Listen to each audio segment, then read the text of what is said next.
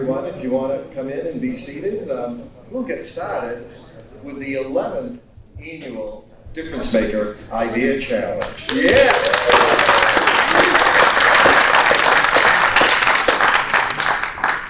Well, it's very exciting. I'm very happy to be here. My name's Steve Tello.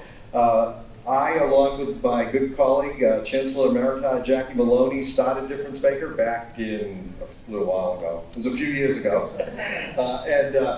I was really honored to be a part of it for a number of years, and now there's a new crew, David Bartolaro and Brenda Evans and Holly Lalos and the faculty fellows that are running the program, and tonight they asked me if I would MC, and of course everyone knows how shy I am about those things. I said, yes, I'd be happy to do it.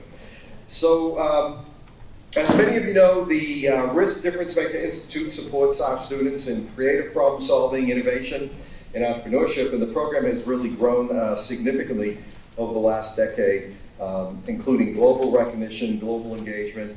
We have some slides playing showing our impact.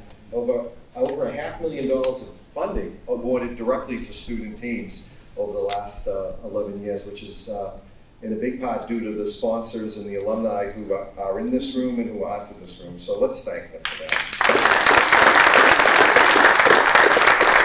Close to 3,000 students a year participate in some type of DifferenceMaker activity. The team does a lot of different work. They present at orientation, they do ideation workshops, they visit classrooms, they co-sponsor the college competitions in the fall, and then of course there's the run-up to the Idea Challenge with boot camps and workshops. And all that work engages UMass Lowell students in taking a problem that they care about and then helping them to solve it. So we're really excited not only about the engagement of our students, but also the impact that their work has. And you'll get to see that firsthand tonight. We have 10 teams that will be pitching, and they really represent some of the best of UMass Lowell. So for now, I would like to ask my good colleague, Vice Chancellor John Futo, to come up to the stage and say a few words, and I'll be back.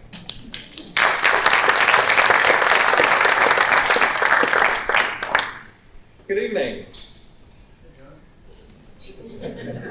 Hi, Mark. You all don't mind if Mark and I just have a conversation for a little bit, do you? Allow me to join Dr. Tello in welcoming you to this 11th annual RISC DifferenceMaker Idea Challenge, or as we like to call it, the best top 10 list that beats anything ESPN, SportsCenter, or David Letterman ever did. It is such an honor to bring greetings to you tonight on behalf of our Chancellor, Julie Chen, who, as you know, was officially inaugurated as Chancellor earlier today, the 4th Chancellor in the university's history. So this is a day and a week to celebrate. We celebrated hard work, commitment, and success. And I'm not just talking about the Chancellor, I'm talking about all of you, our students, because tonight we have 10 groups of students who all earn the right to be here. And we know that there are many more deserving students, I think, David, about 80 in total or so, who gave it the old college try in this competition. But those students, as well as those who are here tonight, all have a bright future ahead of them because they know how to take great ideas and turn them into a plan. And as our business leaders and entrepreneurs here tonight know all too well, desire, ideas, and a plan are what it takes to make the road to success a little easier. Some DifferenceMaker teams have truly blazed their own trail in their post-UML world. Invisaware, for example, is a safety jewelry application that won our Innovative Technology Solution in 2016. And they're now an internationally known company that has done nearly $15 million in sales, office space right here in Lowell, 20 employees. They've been featured throughout national media. They've made such a splash that they are now able to partner with ADT, the best name in security, and their products are available for purchase on Amazon. Now, how's that for saying that you belong? They also recently acquired their fiercest competitor, Flare. Ray and Raja, who co-founded Invisaware were actually here on campus yesterday, and trust me, they have not forgotten their roots, and they have not forgotten the fact that DifferenceMaker gave them their start. So all of you, regardless of who wins tonight, what you win, you are winners because you have the idea, you have the desire, and you can turn that into a plan for success. And if you look back just a couple of years ago, one of our 2021 Idea Challenge winners, Green Fertilizer, is currently in the process of finalizing its product design and testing it with local farms. They've received funding from VentureWell's E-Team grant program, as well as an $8,000 seed grant from the Rist Institute for Sustainability and Energy. So the $50,000 in prizes that our teams are competing for tonight, as Dr. Tello said, were made possible not just by people like you, but actually they were made possible by you, by a number of the people here in the room tonight. And so we are very grateful to those of you who helped make this prize money and these prize opportunities possible. We're all here at UMass Lowell for the same purpose, to provide students with a real-world education, practical experience, and to help you help make the world a better place. You, our students, do make a difference. Why? Well, because you're difference makers. Certainly tonight, of course. So thank you to our judges for your time, your expertise, your effort, and your commitment to our students. Thanks to all of you for joining us this evening, and the best of luck to our 10 student teams as you prepare to make a difference in the world. We look forward to celebrating your future success with you. Thank you.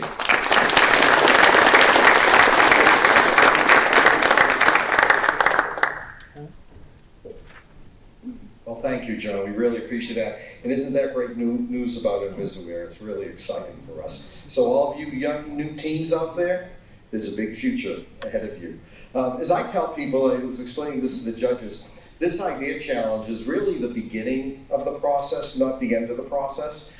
And tonight, the judges will ask you questions, they may challenge you a bit, but all of those who move forward with some of the awards that we'll be giving out tonight will then have an opportunity to participate in our boot camp and learn more about the process of bringing this idea that you have forward. So we're excited about that. There's a couple of thank yous we want to do before we get started, because there's a lot of people here who helped make this possible. And so first I'd like to thank our faculty fellows. Faculty fellows are faculty here at the university from the different colleges who work with you, who coach you, who help bring DifferenceMaker into the classroom. And so if I could just ask all of our fellows to stand up for a moment, and I will thank you. Let's see, I gotta put the glasses on for this, sorry. Yu-Ho Kim from the Zuckerberg College of Health Science.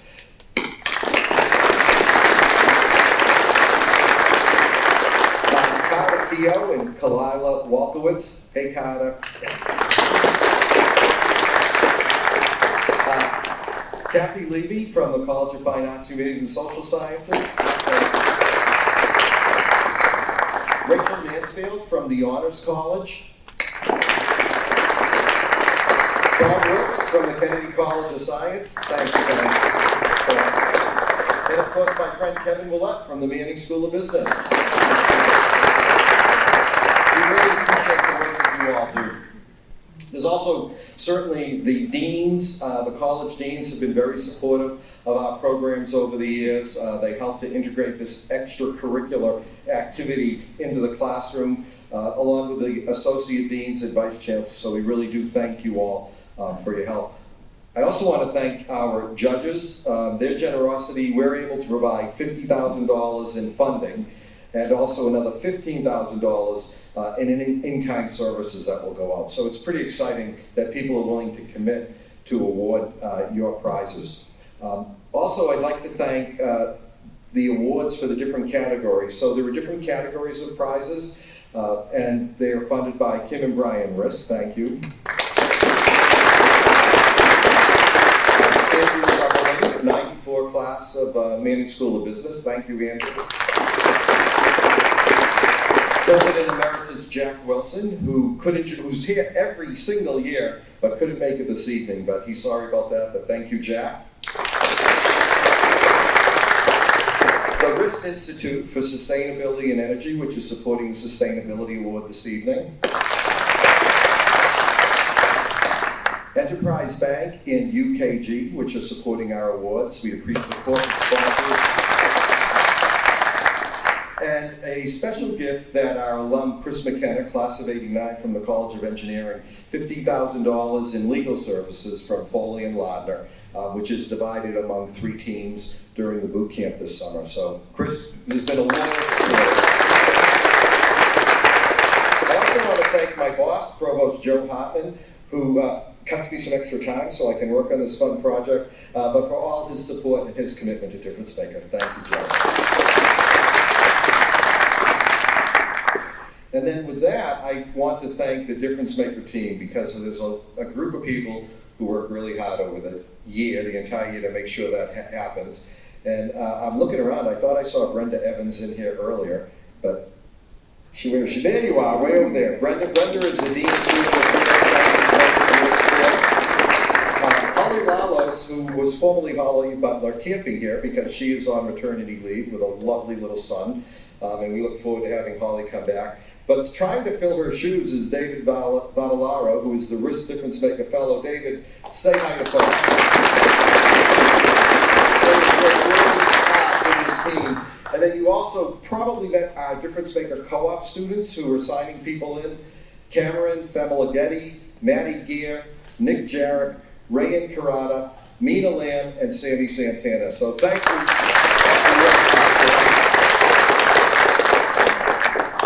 So as I mentioned, tonight there'll be 10 student teams that will pitch their creative ideas. These students, along with 19 other student teams and 24 judges, participated in a preliminary pitch-off a week or so ago. I refer to it as a pitch circus because there's so much activity going on in different rooms, and those teams pitch, and then it's narrowed down to the 10 that I'll present tonight. Originally, there were 38 applicants, so we've sort of made a couple of cycles to trim this down. Each team will have 10 minutes to pitch, 5 minutes to pitch, and 5 minutes for Q&A. And then after everyone's pitched, we'll be scooping up the judges and we'll take them upstairs and we'll make a decision about who's going to get what prizes. And then we'll come back down here and we'll award the prizes this evening. With that, I would like to introduce our judges for the evening. And I'm looking at this group, and I know I've been working with some of them for a number of different years, so I really appreciate their help tonight. We have Lorna Boucher, the class of '86 from the Manning School of Business. Thank you, Lorna. Amy Hoey, class of '88. Zuckerberg called us on. But I think Amy was a judge at our very first competition, so thanks for coming back. Chancellor Emerita, Jacqueline Maloney, my mentor and colleague. Of course, Brian Risk, class of '77 and '22, the Manning School of Business. Thank you, Brian. Mark Saab, class of '81. I jumped a line. Francis College of Engineering. Thank you, Mark. There's Bhupen Shah, who graduated in '92. Thank you, Bhupen, for being here tonight. So these are our judges. We appreciate the hard work you're taking on tonight. And make sure you have some tough questions. So, good. That's what you all want, right? Some tough questions from the judges. Yeah? Thank you. Okay, with that, let's get pitching. David has the honor of being the timekeeper this evening. Thank you, David. He will have a timer here with a buzzer, and each team will have 5 minutes to pitch, and the buzzer will go off. That's when you stop. And if you haven't finished your slides, hopefully the judges will ask you about what you didn't have a chance to get up here. So with that, no further ado, the first team to pitch tonight is AppTrack. AppTrack organizes all of your important documents, such as resumes and cover letters, in one space. Connor Ludford, are you pitching? All right, come on up.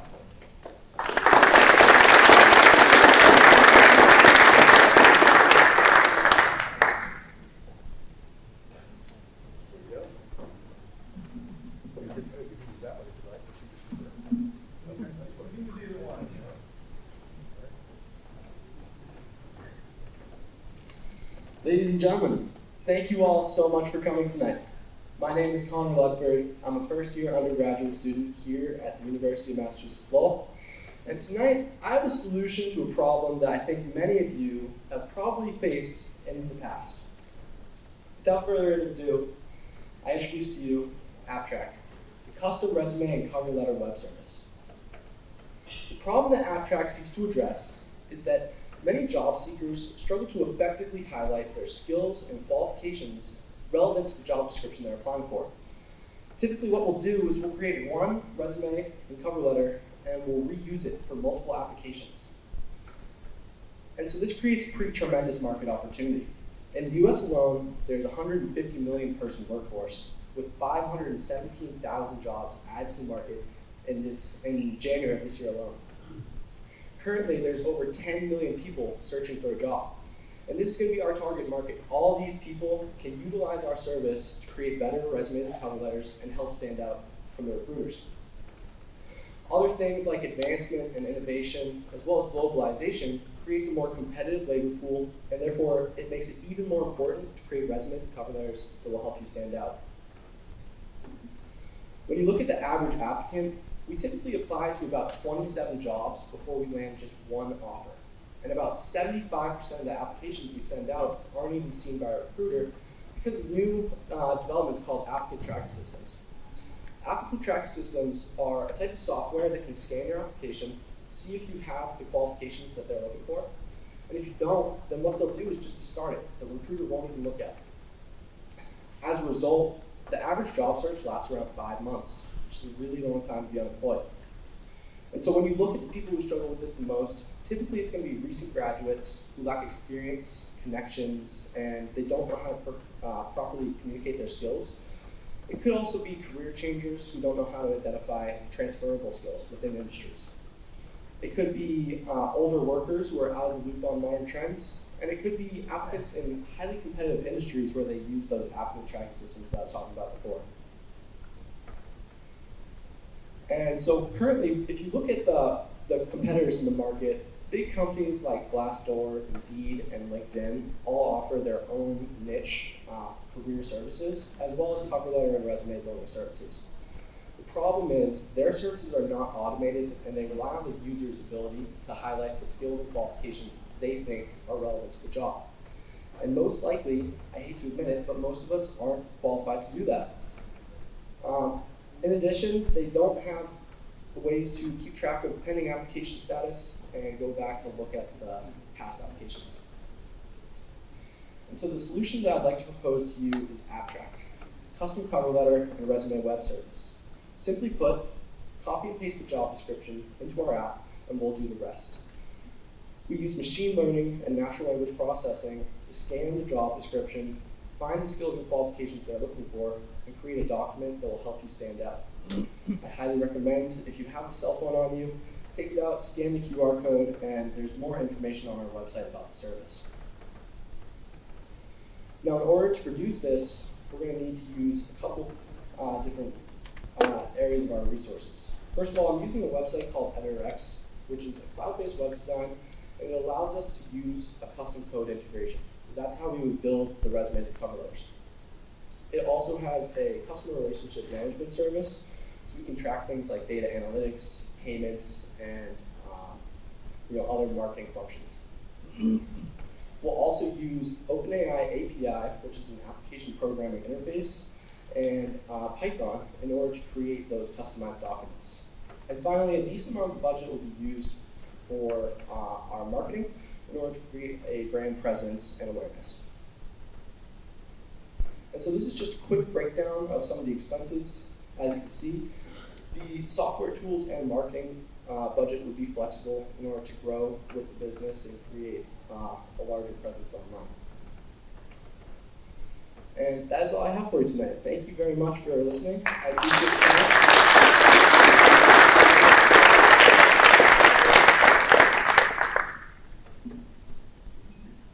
Anna, great job. Does that QR code work? I didn't get my phone off quick enough. That's all right. Oh, perfect. Yep, I can go back to it. It does work. Scan. So you can get to our website. the actual cover letter and resume building service is not available yet. That's something that would require further development with the funds that we received.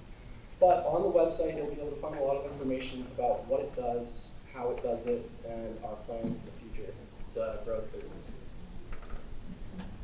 Huh. So great problem statement and good proposed solution. What my question is have you tested this in terms of its effectivity? Yes, I have. So although we don't have a market-ready product for other people to use, I actually came up with the idea when I was using it myself. So I have used this to create my own resumes and cover letters that I use for applications for internships this summer. And it does work to create effective cover letters and resumes. It'll take what they're looking for in the job and create what the job is looking for. Now, the thing that needs development will be to parse the user's personal information from their own account into it, so it's a truly tailored document to themselves and the job description. So Connor, briefly, can you tell us a little bit about the business model, like, how much they pay and how long does it last? How does that all work? And how much does it cost? Great question. So the service uses OpenAI API to create the prompt. Now, OpenAI API charges based on something called tokens. What I would say is, so about 750 words of output is about 1,000 tokens for the app. And 1,000 tokens cost 0.2 cents to us. So if you would say, a cover letter and resume, each one might be about 750 words. So it would probably be about 0.2 cents to produce each one. And now, in order to cover that expense, we would either have a premium subscription service, or if the website's getting a lot of traffic, you could use ad revenue. There's a couple different ways that you can create revenue off of it as well. Connor, you're a first year? First year student. Way to rock it. And you're really good up there. It's a good presentation. It's a really good idea. Talk to me a little bit about the AI. Like, how do you intend to build the machine learning? Definitely. So I'm using the OpenAI API, which is the application programming interface. Now, the thing about the OpenAI API is it can respond to almost any question you put into it and do what you want. In order to make it cheaper to use, though, you have to do something called fine-tuning and prompt engineering. So this basically means that you design the prompt to output what you want. And the better engineered prompt you have, the more efficient and the better output it will be. So in terms of that, developing it, we'd have to create a prompt that fills all the criteria for what a recruiter would be looking for. So a section with their personal about section, their experiences, skills, qualifications, all those different sections. The app might also utilize different templates for resumes and cover letters. So you can have the text for the resume and cover letter and quickly switch between different designs that you might like. So maybe one would be like a more modern design or a more classic, Times New Roman professional font. Different templates to fit the different users' desires. Tell us about the team. You said we need a team. I didn't mean to say we. So it's just me. It's just me right now. I would say I am looking to build out a team. Primarily, I'd be looking for computer science related background, something where you'd be able to help me develop the app, and possibly some sort of marketing as well, so we could build an online presence. Unfortunately, no team yet, but we'll be building that out in the future. So related question, Connor, great job. This budget that you presented to us, how realistic do you think it is? So, I can go back to the budget real quick. So, the budget is pretty realistic. I will say, the software tools, so that's the OpenAI API, where it costs 0.2 per output. That will completely vary based on how much usage we have. So if we're getting a lot of traffic, then it's going to be 0.2 times, hopefully a lot of people. But to start off, I think we have a pretty realistic budget of $50 for initial traffic, and as we grow, we may have to scale that budget. And the same thing with the marketing as well. Thank you.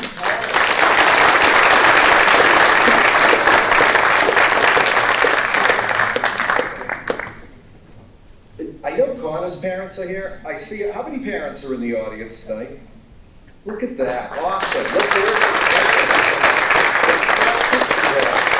Thank you for sending them to UMass Lowell. Okay, that was App Trap. Next up is Catnap. I didn't get one today. I was disappointed about that. I bet you didn't. So Catnap is a device to sense when toddlers are about to have a nocturnal asthma attack. It's led by a team of biomedical engineering students, Fritz Brutus, Michael Ciampo, Khadija Eldadad, Maj Alakam, Matthias Fedeska, and Harris Kuhn. Gentlemen, stage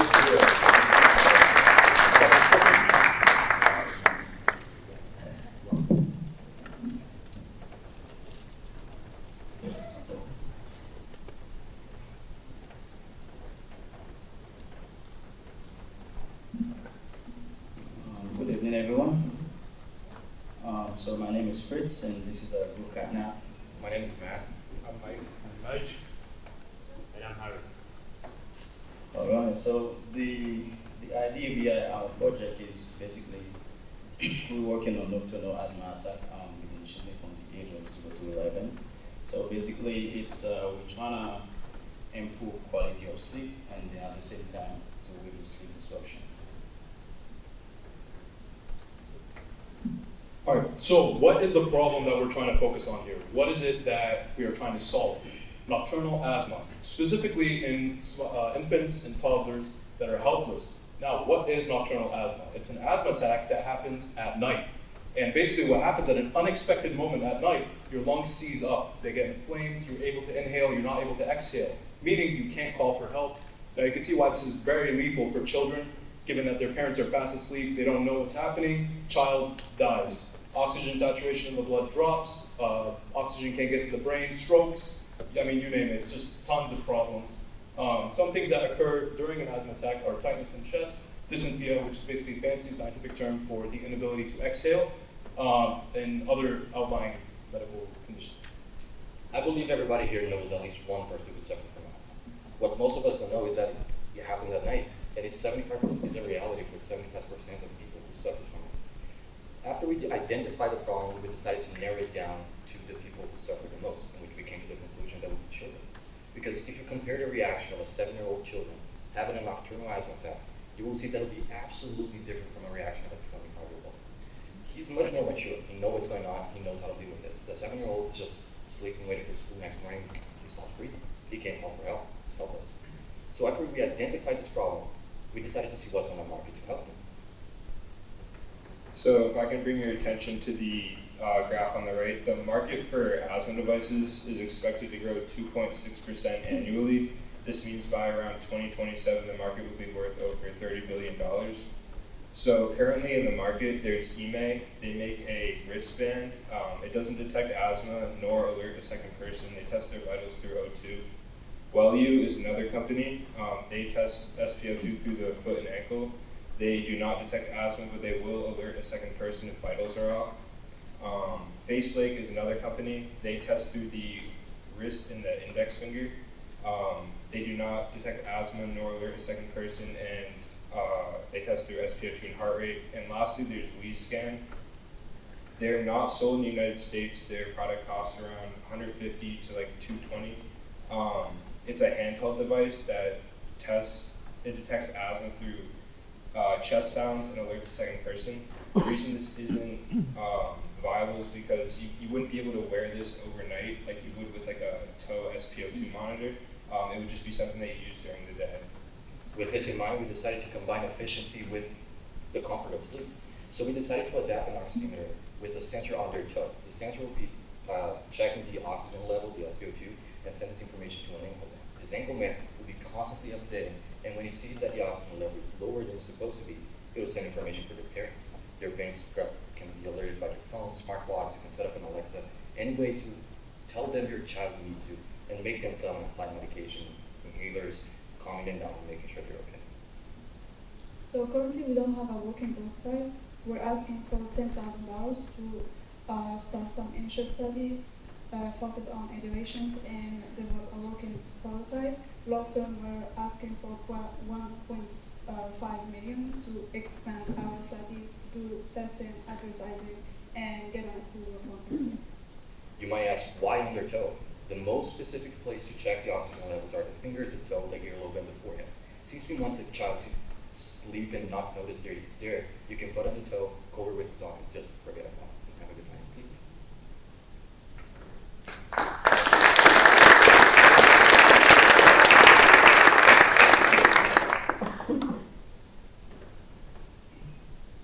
So you showed the pricing on all the competitors. Do you have any clue what yours is going to be at? So in terms of the pricing, it's going to be around the same. Obviously, our cost to make it is going to be a little bit less than our competitors, coming in around $50 to $75 a pop, and we're going to try and sell it at the retail in the market, what is going to be in the competition. So you're not taking asthma, you're taking drop Exactly. and alerting. So for whatever reason, For whatever can alert. sleep apnea.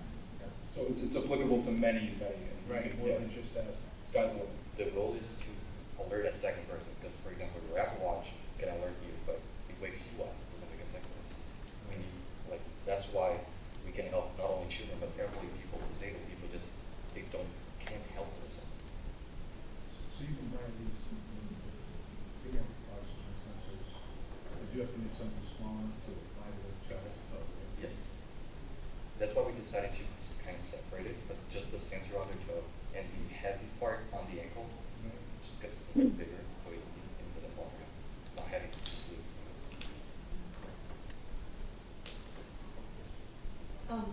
So nice job. It's difficult, I think, when you have a large team to incorporate everyone in the presentation in 5 minutes, and I thought that was really well done. I thought I heard at the beginning that you were all biomedical engineering students. Is that correct? Yes. So I'm curious how biomedical engineering students got this idea.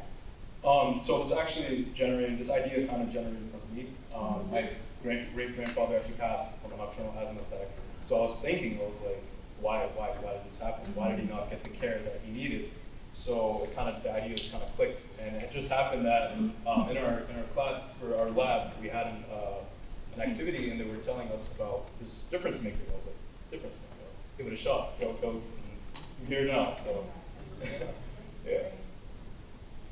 Have you been able to do any proof of concept thus far? I mean, the idea is great, sounds fantastic, good opportunity, good impact on the marketplace. How about a proof of concept? How far have you guys gotten? So we have talked to people who suffer from asthma, or have children that have asthma while they're asleep, and we have 100% of improvements. Everybody says that they would like to have it, or their parents would love if they have it when they were a child. I was thinking of proof of concept from a technical perspective. Yeah, just to follow up on what he said, we actually went through the prototyping challenge and got some funds. I think we're trying to narrow down on the oxygen levels, being able to characterize the levels to which it would detect asthma itself. There's already oxygen monitors on the market, but you have to characterize them to know, for example, when someone's having an attack, that specifically is an asthma attack, other than just a disruption in sleep. So at the moment, we're still doing some background research, trying to provide good limits of detection, and we're working on getting our first prototype up and running by the end of July. The original nothing on the market for the installer that was with a remote device. No, not with Bluetooth, no. Because you guys had a prototype. It was not a working prototype. So when you talked about your ass, you had a very small ass and a very large ass. Can you help me a little bit more? Like, is there 1.5 million is a lot of money? Is that what it takes to bring it to market? So it's mainly the bulk of it is because of FDA approval, which is going to be around that ballpark range, because it's a class 2 medical device, which means that it's going to be quite a bit to follow up on that, I think the lower estimate which you had, I think was $10,000. That was just to get, like, he asked for the proof of concept. Right. So we want to get like a working prototype, and then from there we can do more studies. Once we get that up and running, then we'll need more funding to get like the FDA approval of patent searching and get like a patent for our devices. I wonder if you have, once you have, let's say it's working, and the basic framework is there, I wonder if you can apply it to other problems. Seems like there are other problems you can go after, disabled people or. So yeah, I mean, again, sky's the limit. We can apply it to sleep apnea. There was, I believe, a disease where the brain suddenly shuts off. I forget what it was called, but some lady in the prototyping challenge was telling us about it, where the lungs just shut off, basically. So basically, anything that involves SpO2 monitoring, where it could be lethal, is when we would apply this. Now, I have been thinking about also implementing this into an automatic inhaler, albuterol injector, which when it senses it, it injects the albuterol straight into your bloodstream. So it could actually solve the problem like that without even needing assistance. Talk about FDA approval problems. Yeah, yeah, it's gonna take a little bit of work. It's gonna take a little bit of work.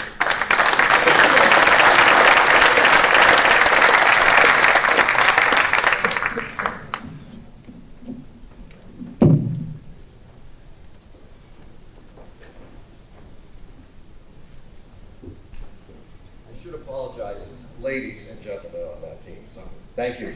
A couple of interesting points. I think Harris mentioned the prototype competition that the students participated. It talks about sort of this spectrum that we have for student teams to move forward so they can compete in their college competitions and they can move on there to the idea challenge. A team like this might end up at our medical device incubator, M2D2, where they could leverage life science center funding or startup funding from investment companies like Boston Scientific, Johnson & Johnson. So this, as I said, this competition is just a piece of this spectrum of activities this university has put together to help our students move forward. So let's see, we have a few more great ideas. That's only 2 great ideas so far. We have 8 more to go. Crypto Pigeon, a decentralized messaging service allowing users to send messages without relying on large companies and leverages a corresponding new cryptocurrency. Well, I look forward to hearing about this from a team of computer science students, Akshay Kali, Anvashak Rathore, and Shivam Patel.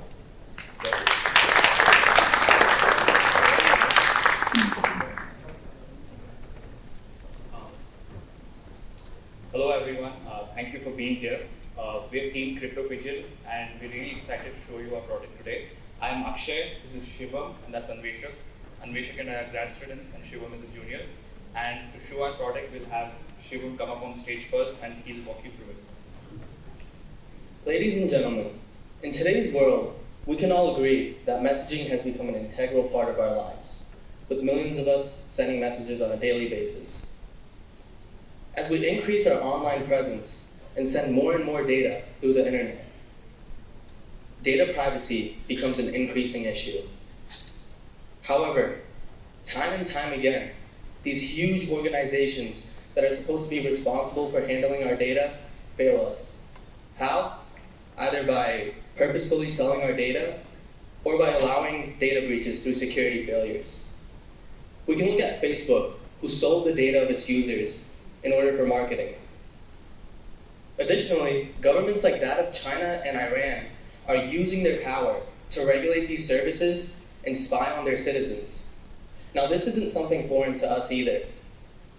We can look back at when former NSA contractor Edward Snowden revealed that our own government had been spying on our citizens, invading their right to internet privacy.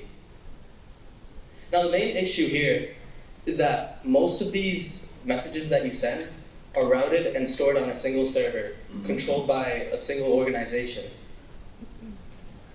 Introducing CryptoPigeon, a messaging platform that provides unparalleled privacy and security by taking cryptography to the next level. We achieve this by allowing users with the ability to host their own server, and which they can then connect to and send messages. This eliminates the need for any third party. This eliminates the need for us to rely on another organization to send our data. Additionally, when you use CryptoPigeon, you can be sure that your messages are encrypted end-to-end, ensuring that only the sender and the intended recipient will be able to view the message. However, we believe that encryption shouldn't be the only means to privacy. We believe that it's very important to allow the users to be able to control where their messages truly go.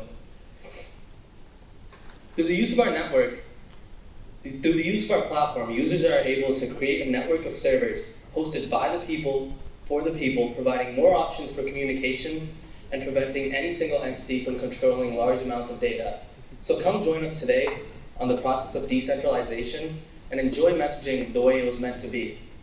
Next, Ambishak will walk us through some of the market and funding research that we've done.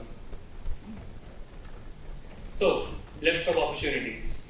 Since 2019, there has been a growth of over 700 million people using messaging apps.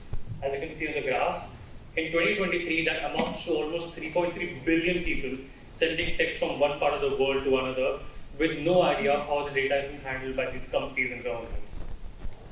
We at CryptoVision aim to protect the right of speech and privacy of every single one of these people. So, why use our app? Currently in the market, the biggest competitors are apps like WhatsApp and Telegram, who offer free and instant messaging. We at CryptoVision aim to provide the same functionalities that these apps provide, but with enhanced security. On our app, your data will never be sold. So say you send a text on our app, you won't see ads for the same thing on Amazon or Facebook like we always do. So in terms of funding, we are asking for a total of $10,000.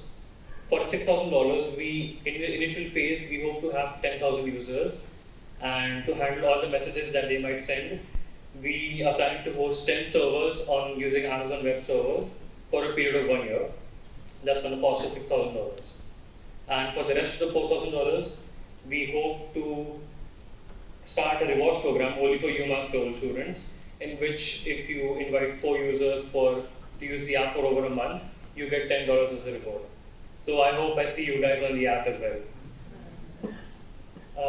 So yeah, that's the presentation. We are Team CryptoVision, and I hope you are as excited as us to protect your right to speech. Thank you. Take any questions you might have. So, as I'm listening to you, the first thing I think is centralization helps to protect users. I think about a university like this one. We centralize so we can protect people from getting hacked, from ransomware, which is just exploding. Now you're talking about distributing servers. Who's going to manage those servers? So is Jackie Maloney going to have a server in her house and know how to make sure it's protected from all of these cyber attacks? How are you going to manage that? So no user is required to host their own server. So if you want to host a server, you can. If you want to use your friend's server, you can choose to use theirs, or you can find a list of default servers on our website. So no one's required to host a server. If you want to use our app, it's as simple as just opening your phone and just sending a message to your friend. The servers work in the backend. So if you do host a server, you register your server on our website and the server appears on the network. And then the messages automatically get routed through them. And we talked about centralization and how centralization helps in security. And that's true for universities, where every research lab, for example, at the university might be targeted for a security attack, right? And in that case, it's easier for all the university to come together, pile up their using resources, and create a strong security defense. But what happens in our case is that for messages, if you have all the data in one spot, there's only one server that you need to hack to get all of the data. There's only one company that needs to be compromised. There's only one government that needs to say, okay, I'm going to look at this. And that's what creates the problem. All of our servers on our network cannot see your data. All they do is serve the function of a postman. They carry your message in a locked box to your friend. The most malicious server on our network, the most damage you can do is just destroy the box. And then, but what happens is, in that case, our app just sends it through another network and just remove that server completely. Thank you. So if I download your app and I'm sending a message to Jack, does she have to download your app? Yes, she does. She does. Okay. Yes, she does. So our messages go through our servers. and then to connect to the servers, you need to have RF. So the revenue model for this, Mhm. Are you charging for the app? Are you charging a monthly fee? Like, how are you getting paid? So this is going to be very interesting, and this is what we're most excited about. All of our software is completely open source, completely free. If you want to use any part of the software, it will be available for free on the internet. If you do not trust us, you can look at it yourself or have someone you trust look at the software. We don't make any money directly off of sending messages. The service is completely free. How we do make money is we have two revenue streams. One is a subscription model, where by default, if you want your server to be on all of the apps, so if you want your server listed, if you have a server yourself, and you want your server as one of the default options on all of the apps, so you pay us a $20 monthly subscription fee that will put you on a default list. But this is a small source of income that we hope to initially, we hope that initially gets us off the ground. Eventually, what we want to do is we want to invest in our own cryptocurrency. So what this cryptocurrency is for is that we want to pay all these networks for sending their messages, right? It's not cheap, electricity is not cheap, storage is not cheap, computers are not cheap. And to pay these servers, we use cryptocurrency based on how many messages they send to each other. Yeah. Are you retaining any data at all? No. So no data actually goes through the company. If you send a message to your friend through another friend's server, we don't see any of it. We don't even know that you've sent a message. We don't even know who you are when you register. We don't ask for your phone number. We don't ask for any kind of credit card information. So if the cloud... How are you paying, sorry? So like yes, you sorry. have to have an account, right? Like there's at least some basic level of... You can put your account names whatever you want. There's no need to give us any of your information. What happens is initially, when we do launch our cryptocurrency, we'll have to invest some amount of it. For example, say we have 10,000 coins at launch. And what happens if you start running your own server, for every million messages you send, we'll give you a coin. And what we're going to do is take a pool of money, say $50,000 to back each of the coins. So the coin has some value and there's incentive for servers to prop up. And when these servers start propping up, we hope that the value of the coins that we held initially increases over time. And that's our investment into the network, and that's how we make the money. We make money not off of the users, but of our investment in the technology and its potential. So I think, the technical part of your proposal seems to me very sound. End-to-end encryption is proven. WhatsApp does that today. Right? Also, the distributed model is also proven by Bitcoin. Right? It does that today. So I think the technical part seems very doable. The challenge in my mind is, how do you get a user community that's big enough that somebody identified the person I'm sending the message to has to have the same app and the same software. True. And today I use WhatsApp. All my friends, all my network is on WhatsApp, so I can easily send messages. If I switch to a new messaging system, it's like switching my phone number. How am I going to get? It's actually worse than that, right? Because how am I going to get my friends to? So you need to get that critical mass of user base. I think that's probably your biggest challenge. So Exactly. How do you solve that? So there is an initial resistance. There's some friction. It's hard to get people to download your app and use your app. And if we say that all your friends also have to have it, they already have WhatsApp, why would you actually switch, right? So what we're doing is we're attacking the problem from two different sides. Initially what we're doing is we're rewarding people for hosting their own servers, and we hope that by hosting their own server, they join a part of the community and they're more motivated to use the app themselves. And the second part is initially to gain that critical mass to that point where we can grow organically without outside marketing capital. We're trying to first spread it across UMass Lowell, and then we'll try to spread it across engineering campuses, college campuses across the country, and then we'll try and open it to the world as we basically we're paying people almost using a rewards program to get people in our university. And as that increases, you get more and more people, you have more friends in there.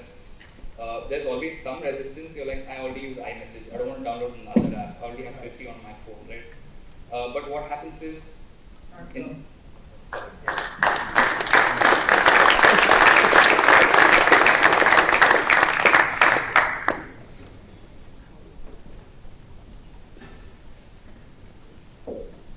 Certainly a timely product given the age we're in. Our next team is innovation. The user builds kits of an invention from a historic inventor while learning STEAM concepts, science, technology, engineering, art, and math. The inventors in the history, Julie Sage from physics and Andrew Theobald from computer science. Welcome.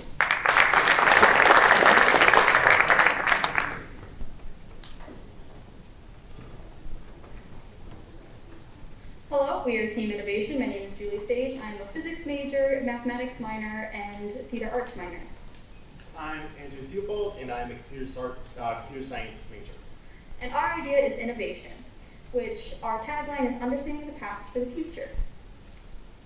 So what our problem is? Our problem is lack of knowledge of diversity in STEAM, and also lack of knowledge of just STEAM concepts in general. So we got statistics, but they're not statistics specifically for knowing diversity, because there really hasn't been any studies on it. So we did our own survey with 120 participants. And what we found is we surveyed them if they knew different inventors. And 100 participants only knew 3 of the 15 inventors, who are all white men.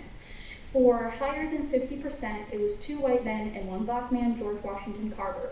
All of the women and all the other people of color were under 50%. For our customer base of our product, we are marketing it towards everyone. Mainly for kids, because it's important to get in there early to be able to teach kids about diversity and concepts, but it is also open for parents to be able to use with their kids, for science teachers and woodshop teachers to use in their classrooms, or even just for anyone who enjoys learning. For our market opportunity, there isn't really, it's a small market. So for diversity in STEAM, there's only a couple of things, but they're all doing different things. So Girls Who Code is a well-known program, but that's only specifically for girls, and it's only specifically for coding. For other companies, there's Barbie and their Inspiring Women series, where they highlight a woman and make a doll of her, but that's pretty much it. For making kits, which is what the type of product that we have, the closest competitor is KiwiCo, which is known for their Tinker Crates and Eureka Crates. Except they don't talk about the inventors really at all in their thing. They don't overly talk about STEAM concepts, and there's also a lot of issues with the kits themselves. So our solution is the innovation kits. So here we have an example of the box that we did of a mock-up. We specifically made it look like a table that they can build on. As well as on the side, we have an example of one of the kits, which is the Camera Obscura kit by Hassan ibn al-Haytham from Iraq. And for that specific kit, the plan is to go through 2,000 years of history of the Camera Obscura, and starting from the very beginning of when the phenomenon was first discovered by the Chinese, to Hassan ibn al-Haytham, who was the first one to build anything from it, all the way up through history to when they started adding mirrors and lenses. So it's a modular type kit where they can go through with the history. And our plan for these kits specifically is that they can use them afterwards as tools or as toys, because one problem with a lot of the kits that I found is that you kind of build them and then that's pretty much it. And I want to make sure that people get a good use out of what they spend their money on. And yeah, so there's also learning different concepts for that. They're learning how light works, how optics work.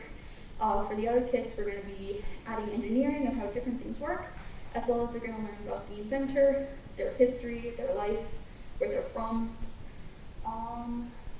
Yeah, and then so we have 12 picked out because our plan is to be a subscription-based company where they can have one per month, or you can also buy them singularly at a slightly higher price. And yeah, so that's their full solution. And for the resources, we have the equipment. I actually own a 3D printer, as well as there's a laser cutter here at the makerspace.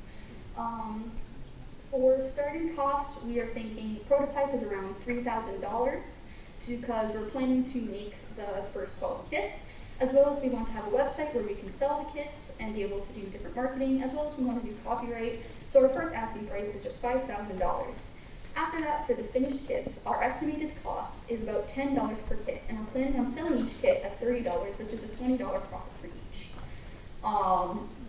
However, we also want to do some things with like fundraising with schools and different programs and clubs with people who are minorities or are in bad situations, because I grew up in a city that is a refugee city, and I volunteered a lot for Boys and Girls Club and different things like that, and it was a huge issue. So for those communities and those schools who are having issues, I want to be able to give them the kits at cost, and they don't have to pay for them, So I want to do fundraising and different things like that so that we can get it out to people so that kids might find something that they enjoy, they can find someone who looks like them. Because that's one of the things that I've found to be one of the most important is representation.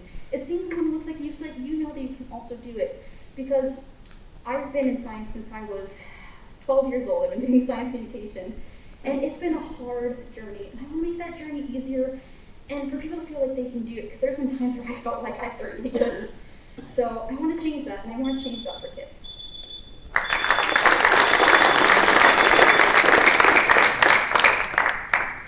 I'll just ask the judges to pull the microphone closer.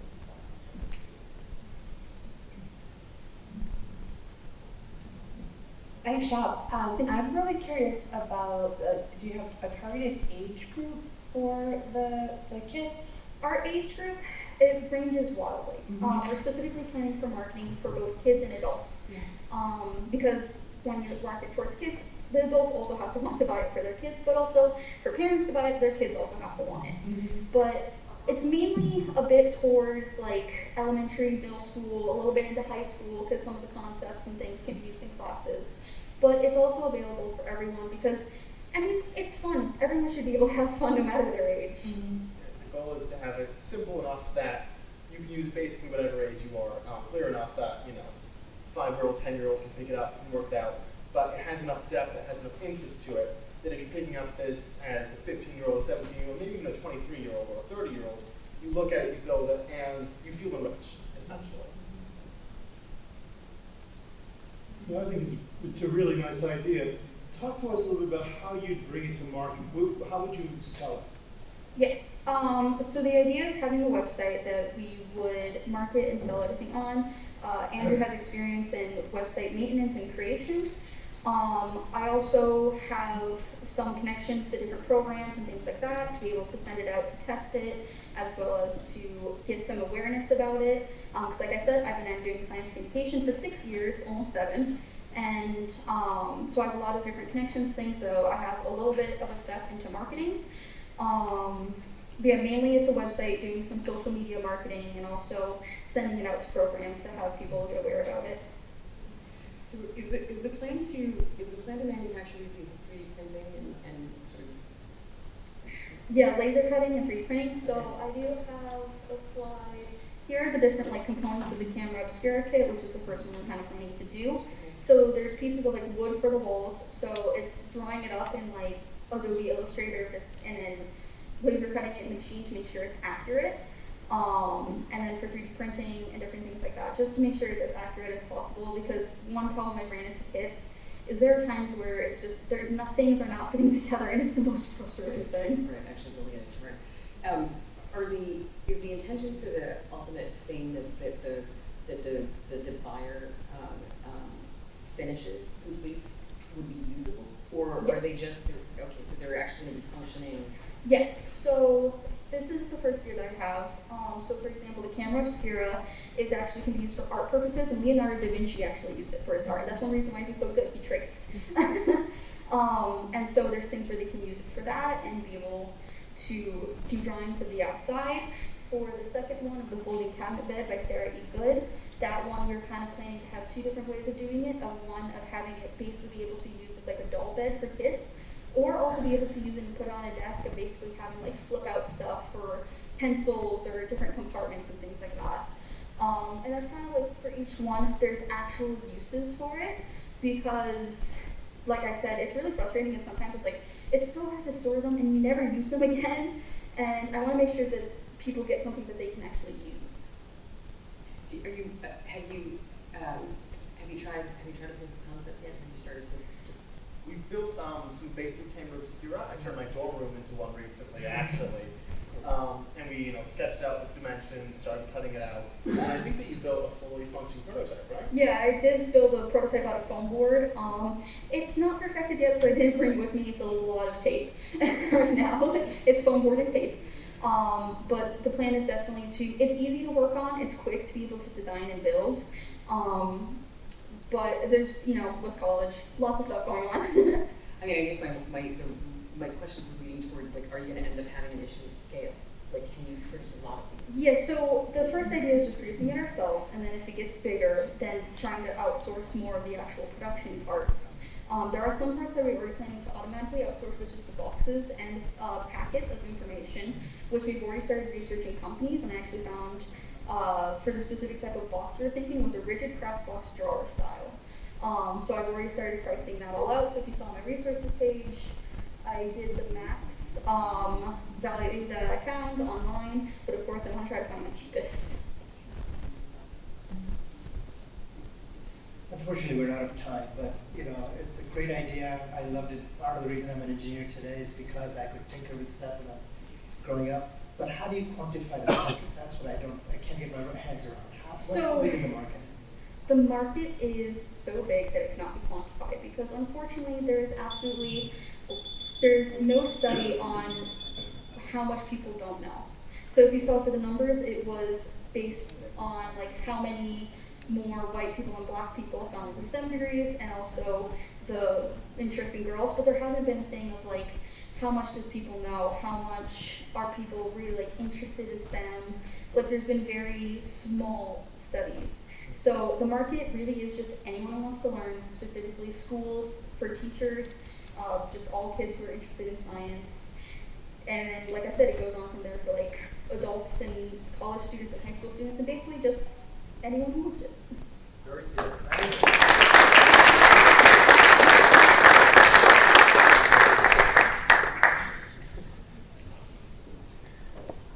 I think if we get them in that boot camp, we'll come up with a nice, concise market. So, thank you. Our next team up is Neuralize, a device capable of detecting and quantifying the magnitude of impact athletes endure in contact sports and other activities. Jeremy Helton from Mechanical Engineering, Anthony Lawler from Computer Science, and Elliot Johnson from Applied Biomedical Science. Nice interdisciplinary group.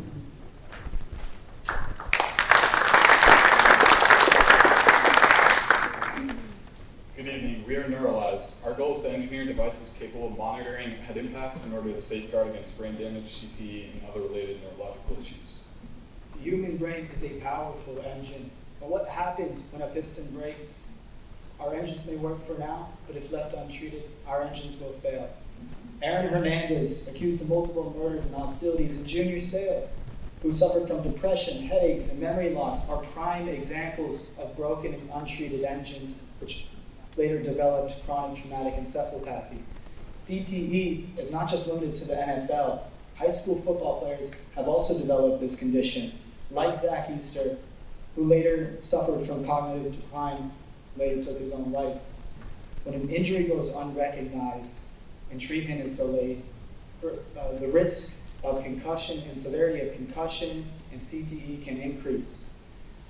This can result in a multitude of issues, like Aaron's aggression, like Junior's depression, and like Zach's cognitive decline.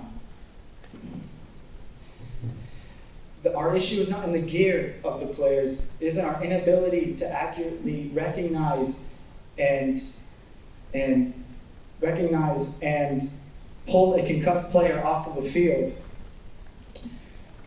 Right, currently, visual assessment and subjective judgment are highly inaccurate. At this time, roughly 3 million sports-related concussions are diagnosed annually, with another half going undiagnosed due to this inaccuracy. Athletes are our most prominently affected demographic. Nearly 1/3 of all high school football players are diagnosed with CTE, with that number tripling if all through the collegiate level.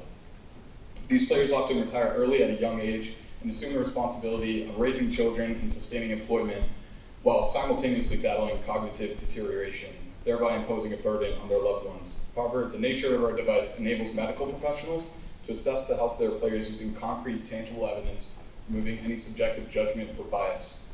Over 85% of the athletes that we surveyed lack sufficient knowledge regarding the consequences of brain injuries. The same survey demonstrates a majority concern for concussions and the tenacious interest, both internal and external, to contact sports to purchase our product. Through research, we've determined that our competitors are deficient in 3 fundamental areas. They lack versatility, their products are too niche and cater exclusively to one sport, limiting their outreach on such a vast market. They lack simplicity, as they utilize advanced analytics that require professional inspection and judgment to gauge injury severity. They lack cost effectiveness as their price fails to accommodate the range that their primary consumer base can afford. Neuralize adequately addresses all these issues highlighted by our competitors. Our device continuously monitors and tracks impacts that players endure and quantifies this resulting trauma in a force equivalent metric. The data is communicated through a user interface that displays analytics and notifies the user if a safe threshold is exceeded. Our device is universally applicable to a range of sports and activities that utilize protective headgear.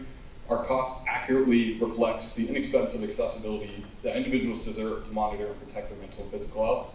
And our device prioritizes ease of use and comprehension while facilitating the administration of medical attention using alerts sent directly to your smartphone or other electronic device.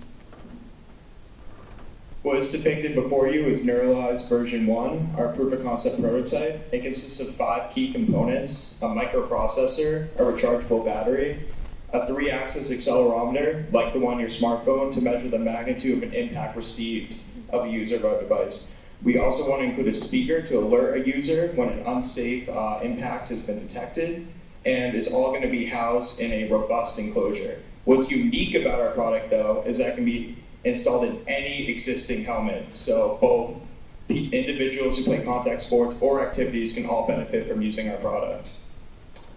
As you can see from our resources slide, there are 3 key milestones we'd like to complete with the use of your funding. Version 1, our proof of concept, was depicted in our previous slide. Version 2 of our prototype, we would like to include a Bluetooth module for eventual app connectivity and real-time statistics. We'd also need to acquire developer licenses to publish these apps for both Apple and Android devices. Milestone 3, our initial production phase. We would like to procure athletic equipment for proper testing of our device in a real-world environment, as well as getting testing space for this. And we'd also like to get our product into the hands of real athletes for more data collection. Thank you so much for listening to our presentation today. Are there any questions?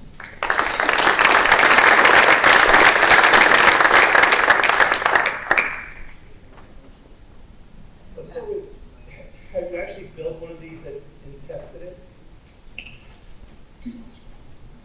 So, like I said earlier, with the like your phone has a 3-axis accelerometer, so I actually built the application that used my phone to test it. So with the funding, we'd like to actually build it using the Arduino as the processor instead of our phone.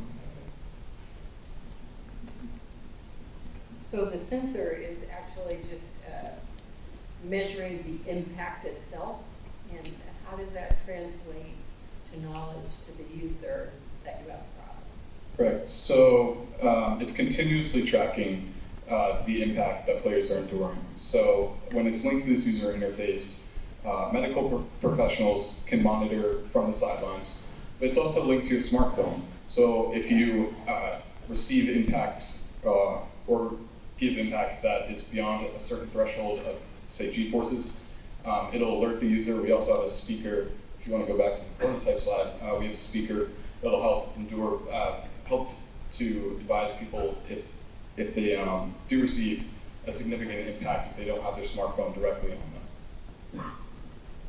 So, are the thresholds known right now? As you had mentioned that you would know that this is an impact that's dangerous.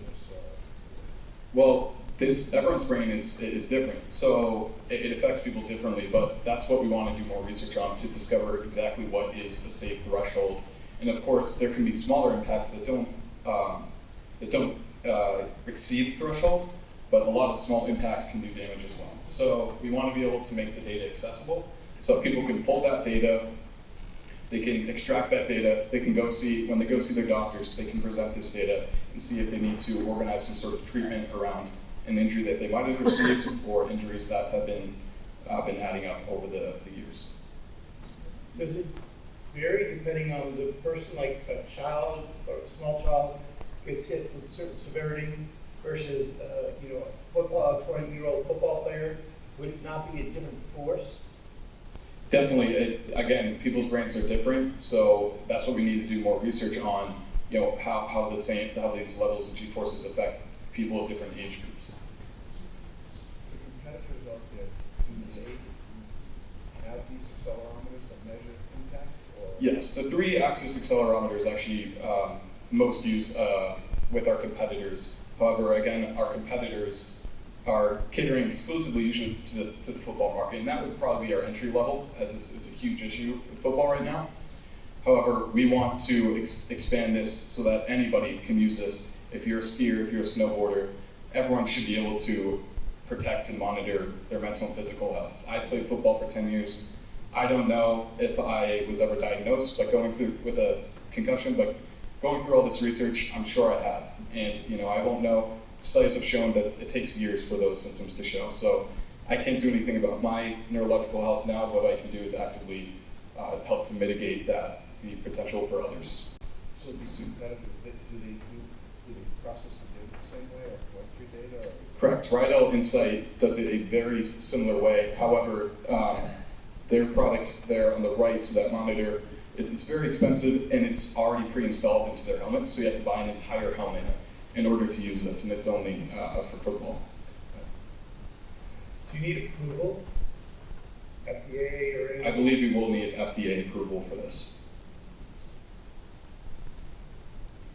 So NFL is doing a lot of research in this, right? And they have, I believe they have some helmets that do this. Do you know how their solution works? Do they use Rydell or something else?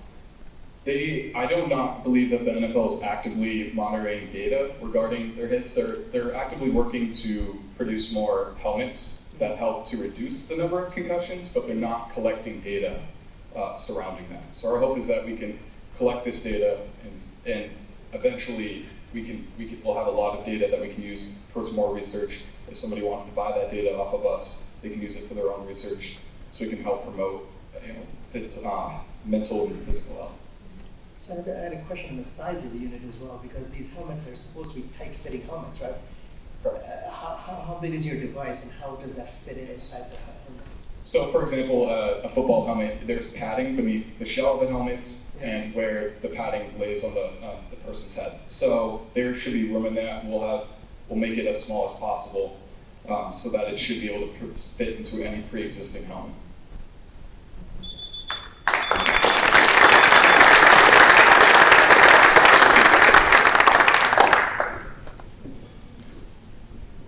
Thank you. That was 5 teams. We have 5 to go. I do want to remind folks, we do have some snacks over to the side. We have some beverages, so do feel free to refresh yourself as the pitches are going on. Next up is quick release window bars, an affordable device to integrate the existing permanently mounted home security window bars, allowing removal of them during a fire to allow safe escape when needed. Diego King from Business Administration Program will present.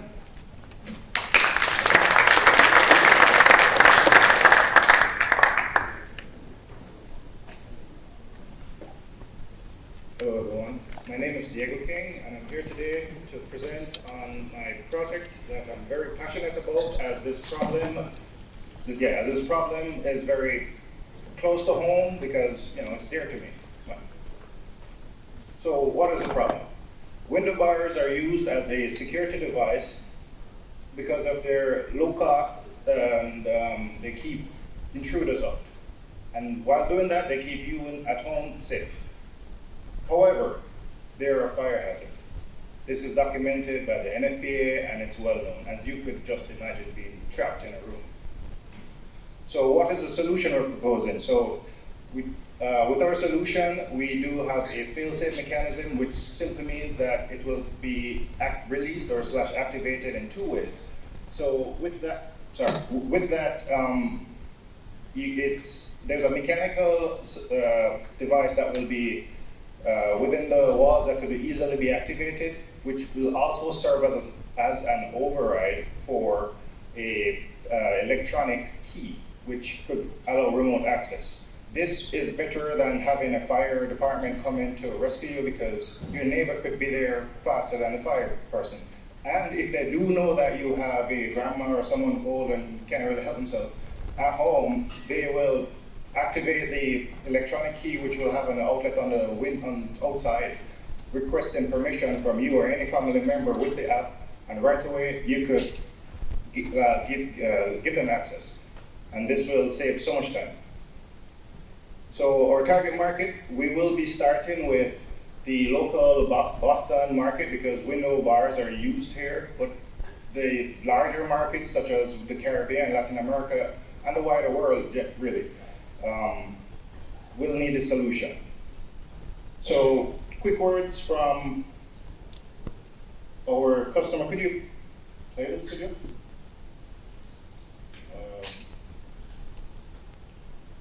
We could come back to the video. If there's no button to press. Oh.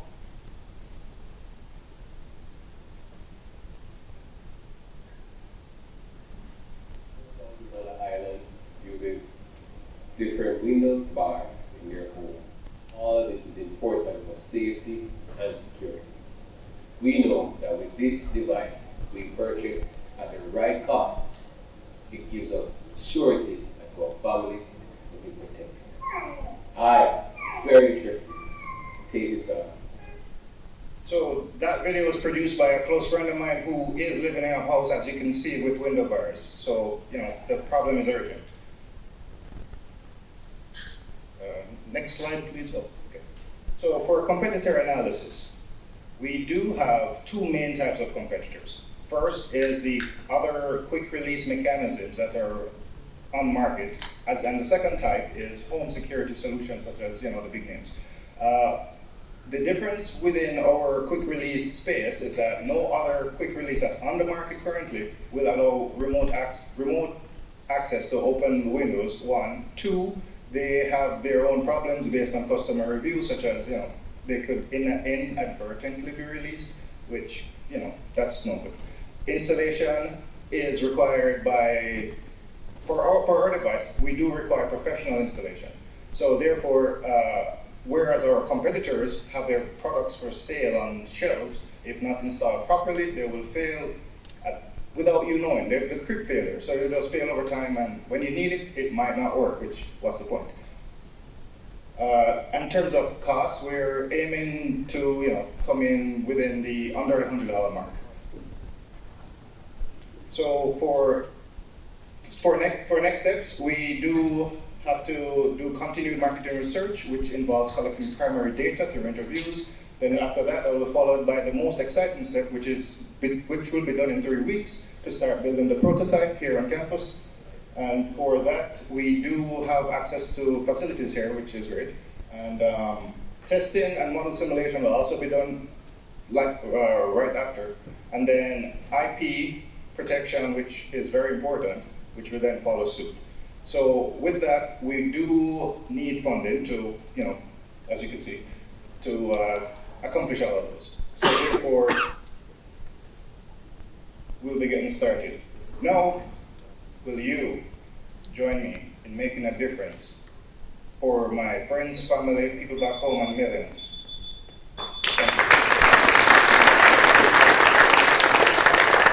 Okay, so this is obviously a very needed solution, but are you just making a device that releases the bars, or are you making the bars and the device? Excellent question. I will be doing both. First, we will make a device that will release the bars. That will, if I could just go back to slide 2.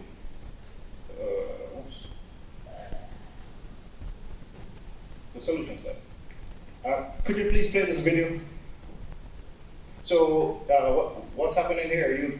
The device will, on the left, you could see how it's mounted on the wall. The device will integrate seamlessly to the current bars.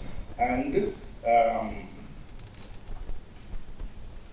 that will solve the problem, first of all. Second of all, will there be the bars? Yes. And that's factored in, if we could just jump real quick to the resources. Year 1, so in year 1 financial, we did predict that people will want to change entirely. Because if you're changing piece, you might want to change everything. But aren't there thousands of different kinds of bars with thousands of different kind of connections? I mean, every country, every area does it a little different. That is true. Yes, it's a segmented market. With that, we will have to provide some customization, some degree. But certain countries will overlap. So our technology is a mechanism that will be embedded within the wall to connect, to show how to connect with the bar, the existing bar. Currently they're generally screwed in or welded in, so we'll just retrofit, and that will allow the bars to be released mechanically. Second of all, to make it fail safe, we will have a electronic key. Diego, how do you not degradate the integrity of the bars, like from a security perspective, right? By enabling them to break away so quickly into fire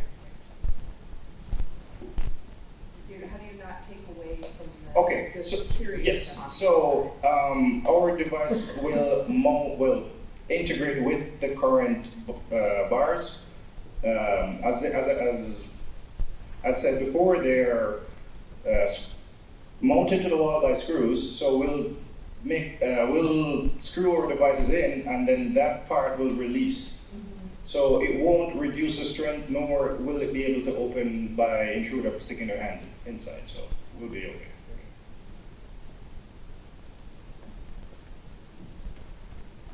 Is it electronically dependent? Dependent, no. So the mechanical release will be an override, but it will have an electronic key. That way the user will maintain the control, because if you were to give anyone else a key to your place, you're gonna think about it. Even if it's secure, you won't sleep as well. So based on feedback, no one really liked that. So, giving the power to the owner. Sorry. So this is going to have a battery or something in every anchor in the wall. There's 4 of them. So we have 4 of these devices, right? Yes. Yes, you'll have 4 devices. You might, based on the sketch we have so far, we're still developing a prototype. Based on the sketch we have so far, one key fob alone, so to speak, one electronic piece, will be able to just release everything. But the mechanical arm will, help as well, which will be, recessed in the wall, so and covered, so it'll seamless. Any other questions?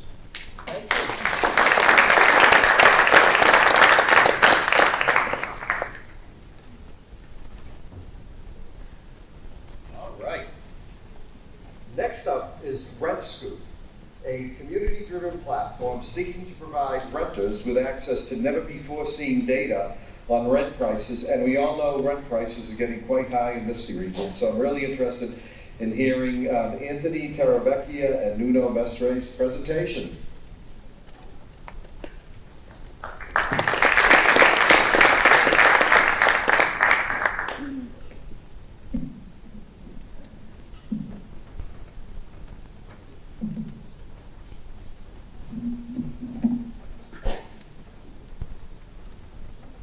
Good evening, everybody, and I'd like to thank you all for coming out to hear our presentation.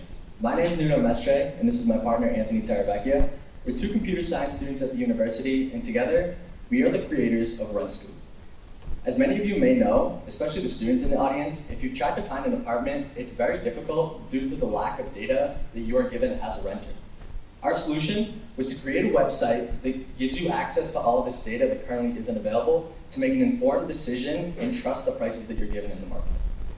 What you see up on the screen is a current screenshot of our website, and what's cool about all this data is that it was actually submitted by students that are renting off campus, so you can see exactly what they paid for their rental and get a better understanding of the market in your area. The benefit of this is you're able to understand what a fair rent price is. We know that this would have been very useful in our process looking for an apartment, and looking forward, we think a lot of other college students will benefit from this, and from our research, we also saw that 100 million Americans are renters of an apartment, and as he mentioned before he passed it off to us, with the current housing market, that number is only going to go up. So I'm going to pass it over to Anthony. He's going to talk about the problem and our solution. Yeah, exactly, that's right, Nuno. So when we went through our personal search, we found it very troubling that the total lack of data when it comes to price comparisons. In contrast with this map on the left you can see here, this is data for buying a home. And with the home buying, because of the MLS and public records, the amount of data available for home buying is it's basically everything you need. And the rental market has a huge gap in reaching the same quality and quantity of data that exists within the housing market.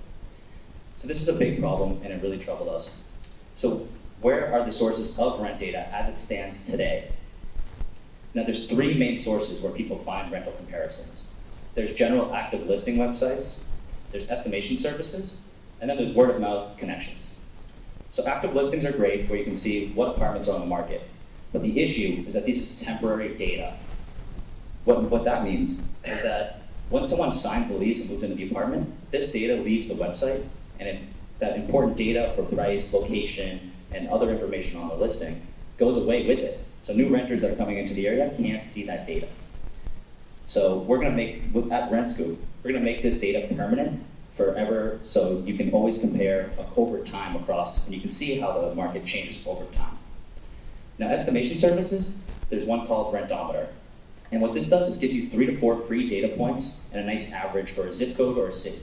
But the issue is, to see more than 3 to 4 data points, they ask you to open up your wallet, and it's paywalled. At RentScoop, we want to make sure that access to this data is always free. We're never going to paywall it. Now, we found, in our experience, the best quality rental data is through word-of-mouth connections. Connecting in the community, learning about what different markets do, and learning from people that you know through your social connections. Now, especially for renters, they're often moving to a new city, or they're in an entirely new market across town, across the country, across the world even. And so they lack these necessary social connections to have confidence in their renting process. So we want to provide at RentScoop that local level connection quality data, but for anywhere in the world and for any renter. So our mission at RentScoop isn't to change rental prices or change rental housing markets when it comes to pricing. Our goal is to get renters and landlords on the same page so they can talk on the same level from the same data set, and they aren't talking past each other when it comes to their negotiations on price and other information. And when they're on the same page for the data sources, they can focus on the things that really matter when it comes to their pricing and negotiation decisions.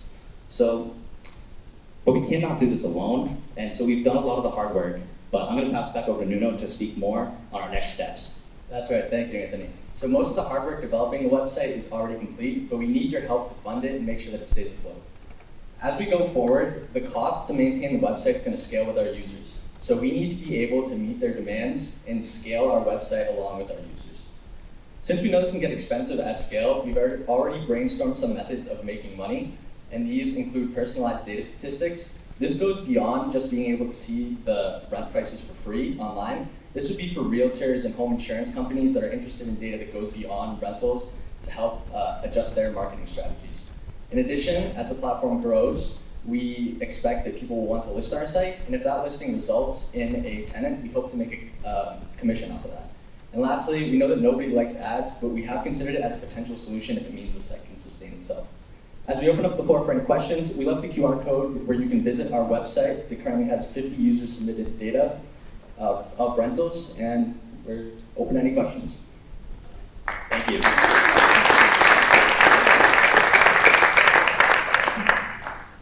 Very good set of slides. Good job of articulating the problem and the solution.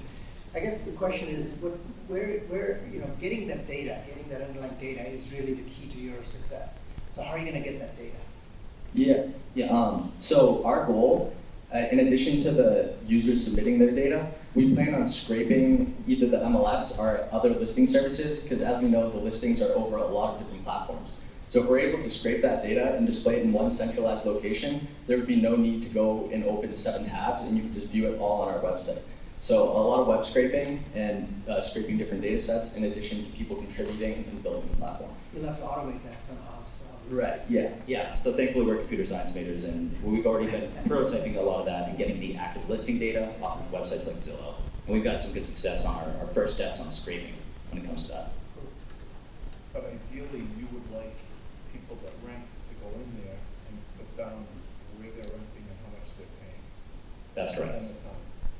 Yes, that's correct, and that's because it's something like an active listing. If you scrape that data and put it away, and that's how a lot of websites and a lot of rent estimation services do it, that's not an actual closed sale. That's something that went on the market and then it went away. So they're assuming that that sale went through, but there's no paper trail on that, which is what we want to provide, is have that verified data set to give confidence.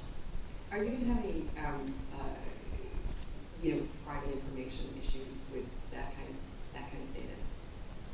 Right. So one thing that's actually very cool about our data is that we're not, it's totally anonymous. So you're submitting your rental, and that data is just there to serve the purpose of giving you an understanding of what the market looks So like. identify to a specific building. So you're not revealing potentially your rent in a specific place, but just giving an indication of the marketplace. Exactly. And then we leave the listings for exact locations. Yeah, so those data points, to be specific on the technology side of things, those data points that show up on the map when you go enter the website, when you see the website, those are actually randomly scrambled locations, so they're close but not right on the house, so as to not give your real location. Because I think landlords. So how do you plan to incentivize people to list it? What's their incentive? Right. So we already see this a lot with different crowdsourced platforms like Wikipedia and stuff. It's like the more you put in, the better the site is for you. So when people have seen our website, they were more than willing to submit their rental data and help out other users because they know they'd be able to understand the market better if other people also did what they were doing. So the data that's in here right now that we're looking at right now, how did that get in there? Did you put that in, or did the So put their stuff there's in? was one from me and one from him, and the other 48 are from members of the community. So we just reached out to our existing social channels at school and pitched them on it and tried to get direct feedback. And we're really glad we built the website. And so in its early stages, it looked a little different, and we could send it just to our close friends, and they could say, oh, this on the website's missing. Or we had conversations with realtors in the area who said, these are the aspects that really calculate what rent is. And we're very happy to get that direct feedback while it's still young as a website. Very impressive. You talk about a verification process. How will you do that, and will it affect sort of how the data is presented? Like, are you going to tag the data with being like verified versus not verified? Yeah, we definitely are going to be looking into that, but that's the main plan that we see in our heads right now, is that the verification system would be proof that you're renting at this given price. Whether that be a way of some paid, like a lot of landlords use Venmo to collect their rent. So a Venmo screenshot should suffice. Or sending your lease agreement ought to be a great way to verify that data. And we wouldn't store that again. That would be another personal data thing that we would have to take very seriously. So we're not leaking we wouldn't want to store that anywhere. We wouldn't want to leak anyone's lease agreements. That's a whole problem. So we would allow manual entries and verified, and we could probably tag it and weigh it differently based on if it's verified or not. How are you going to make money? Yeah, so that's a great question. So the personalized statistic packages we were talking about, there's different things aside from the rent prices. Like we have filters, you can search by number of bed, number of bath. And if you're a realtor, you might be interested in seeing what's being searched the most, which cities are being searched the most. So then you can kind of price around what is the demand right now in the market. And if you're a good landlord, obviously you want to fill your house, because if nobody's there, then you're just losing money. So with this data, people are able to better price their rentals.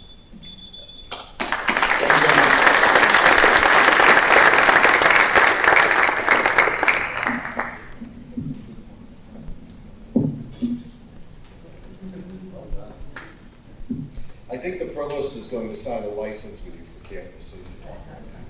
Right. Thank you. All right. Maybe beta testing. Maybe license is too strong. All right. Thank you. Next up is a group called Share Vision Vision House, an educational nonprofit bridging the gap between film industry professionals and individuals interested in film careers with hands-on training. Sammy Santana from Architectural Studies and Writing is going to pitch his vision.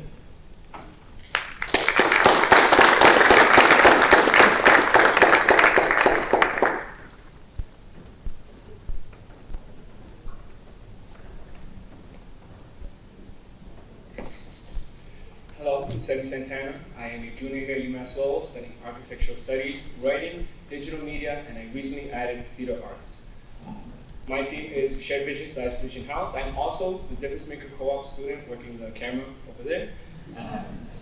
So 5 years ago, I dropped out of UMass Lowell to raise my daughter, Isabella. In the fall of 2021, then with 2 kids, I returned to UMass Lowell with a new desire and passion. My desire to direct films led me to a new major and a 4.0 semester GPA as I fought for financial aid eligibility. I am fortunate to be standing here before you as a student of UMass Lowell.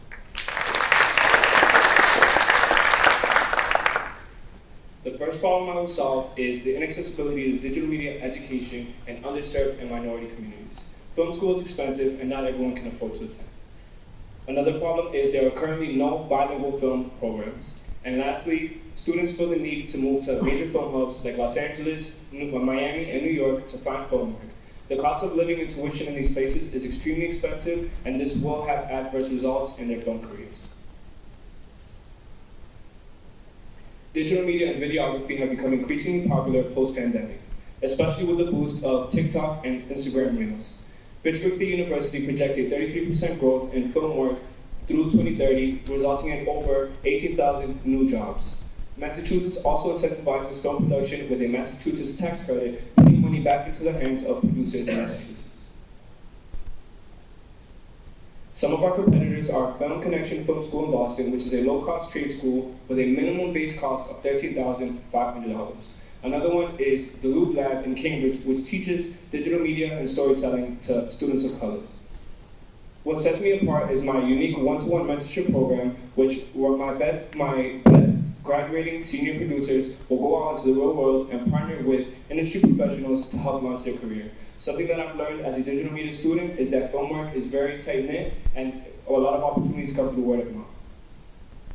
We also expect to offer scholarships to help encourage higher education. Our solution is a low and affordable program cost in exchange for quality education offered in both English and Spanish. Originally, we do expect to expand into more languages, as well as the opportunity to join a professional ecosystem. A part of that ecosystem is those graduating senior producers that go out into the real world and work with industry professionals will come back and become the next round of mentors to our next group of graduating students.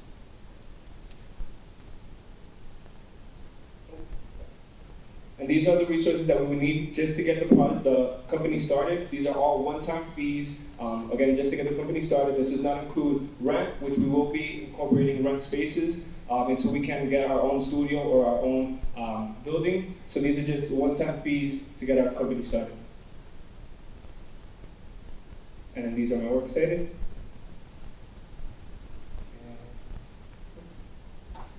Thank you.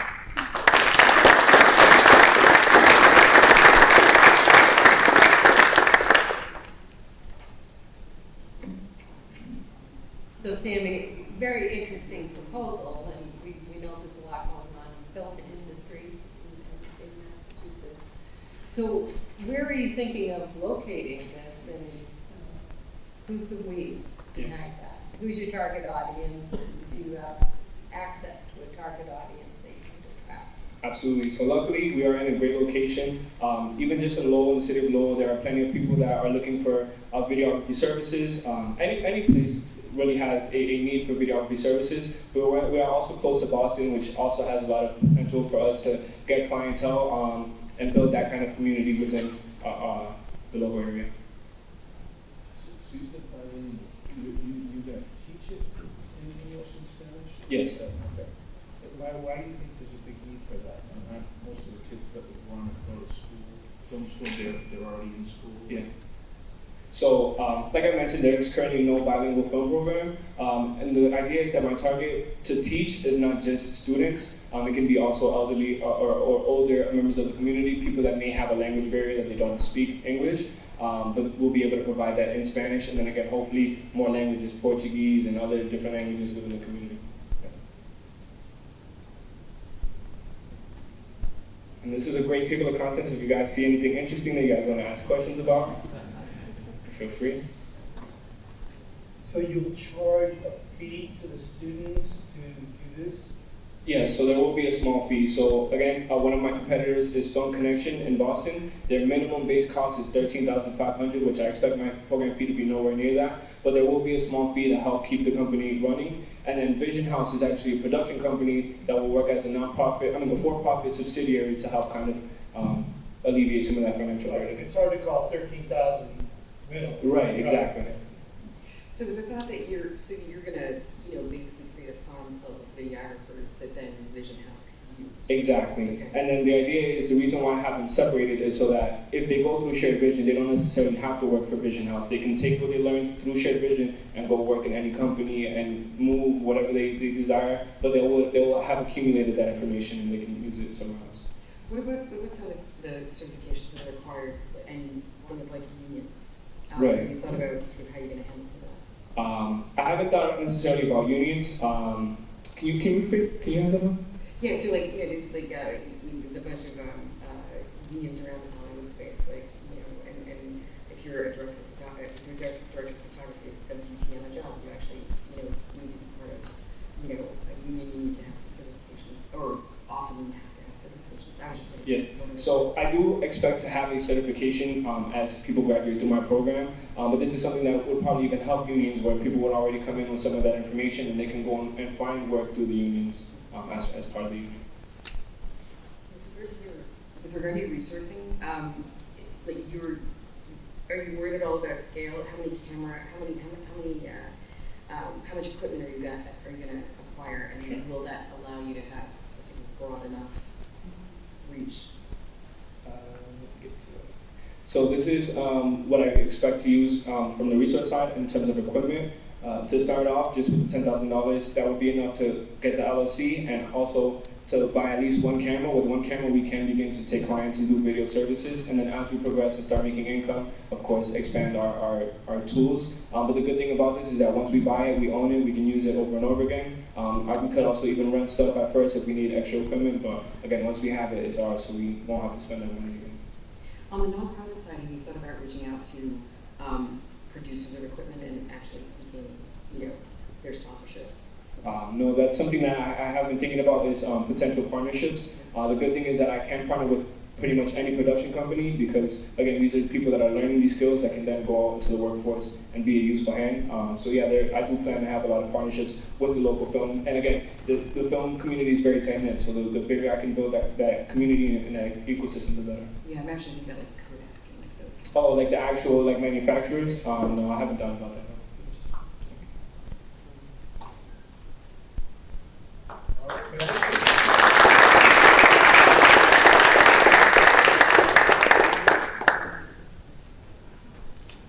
What a diverse set of ideas tonight, huh? Amazing, these students. Let's hear it. They're doing it. So next up is Spot Azan, an app to help Muslims listen to the call of prayer on their Google Home speakers or phone, keep track of prayer times based on location, and listen to the Holy Quran. Had Naeem from Biology is going to present Spot Azan.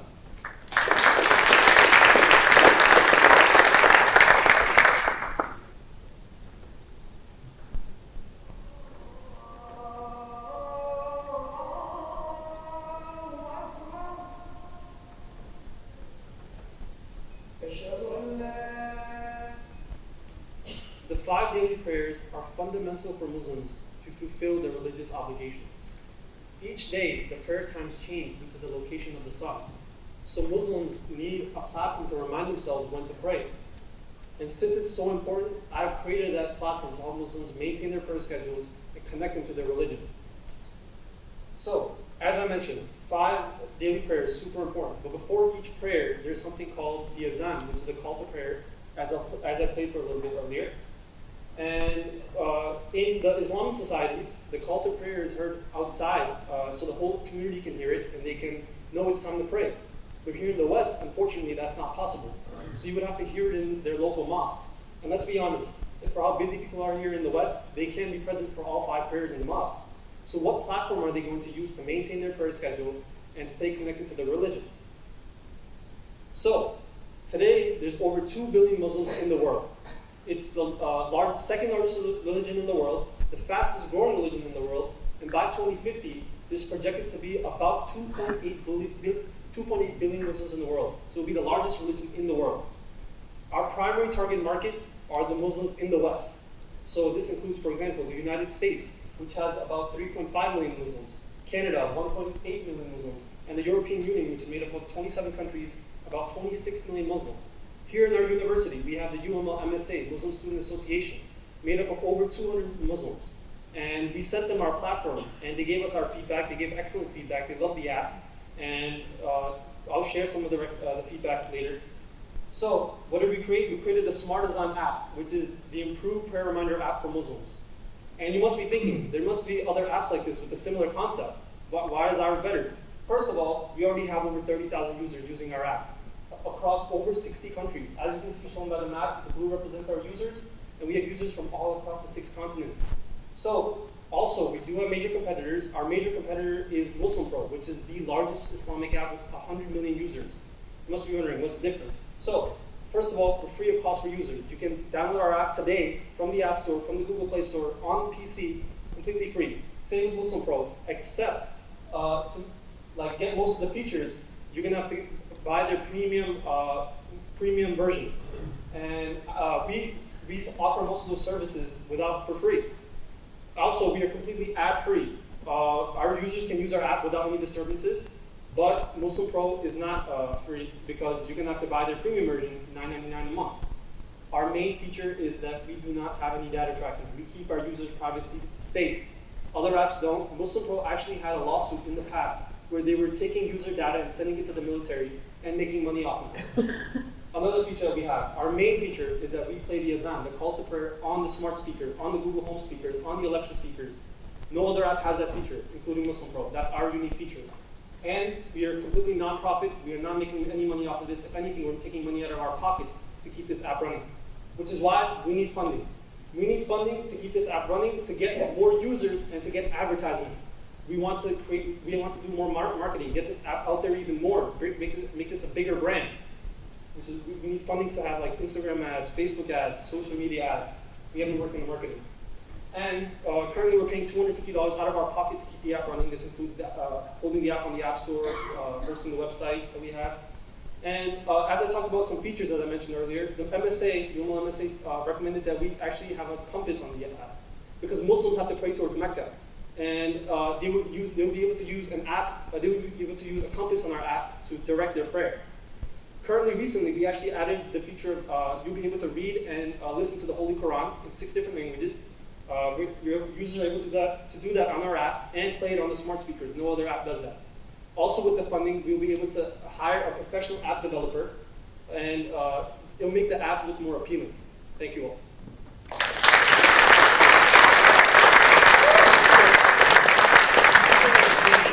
Certainly, it's not just you to have the coverage you already have.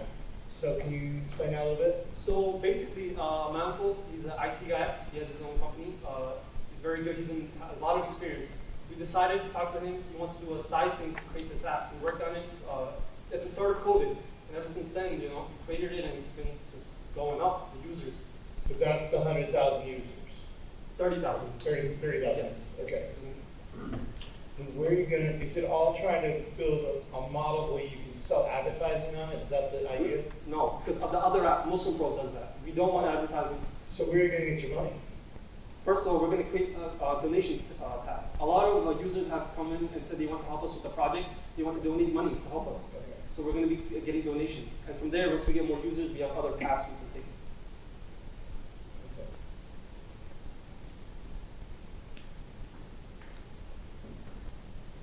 I mean, it just sounds like, something that should have existed before, and the fact that your competition is, putting paywalls up in order to let, give people help to pray seems kind of frivolous, right? And so I think it's a good idea. It's really interesting. I feel like the non-data tracking will be tricky, right? Because you will have to give people access to the app and the only data we track is because you have to log into the app with your username. So the only data we take is their email address. Okay. That's it. You have to track their location, all right? That is true. Yes, that is true. Right. That is true. Right. And so, if you don't have one of these two apps right now, and you wanted to pray, how would you do that? So you would have to either go to your local mosque and see what time it is, they display it, and they recite the exams over there. Right. Or, yeah, that's what we do. So if you were singing at home, you would have no way of knowing. Well, I mean, you would have to go like a deep Google search to see all the 5 prayers and put in your location. There's certain websites for that, but this app is straight through. It'll beep, tell you it's time to pray. Can you talk a little bit more about how it pushes to you when it's time to pray? And also, I think you did a great job in the presentation. It's hard sometimes not to get thrown off when technology doesn't work the way you expected at the beginning, and I thought your PowerPoint was great. Yeah. So, sorry, repeat your question. It was. So, just a little bit more about the app. You said it pushes to you when it pays Yeah. So basically, like here, when I was sitting here, I actually got the vibration that it's time to pray. And there's a feature where you can set it on silent as well. That's what I had on right now. But let's say you're at home. It can either play on your phone, and if you have smart speakers, which is our own feature, it'll play on your Google Home or your Alexa feature. Everyone in the house can hear what use that.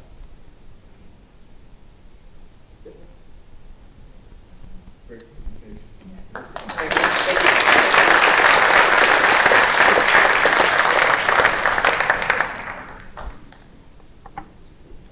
All right. Well, folks, you made it. We have one more team here. It's a larger team. We've had some singles. Now we've got a big team, Solar Sails, an efficient solar-powered drone platform providing long-duration flight endurance to help government agencies surveil vast areas of land and water effectively and inexpensively. Aaron Tan, computer science, and 5 mechanical engineering students flying into the landing pad right now. Quinn Lang, Samuel Maricalo, Michael McCarthy, Ada McKeon, and Brian Nguyen.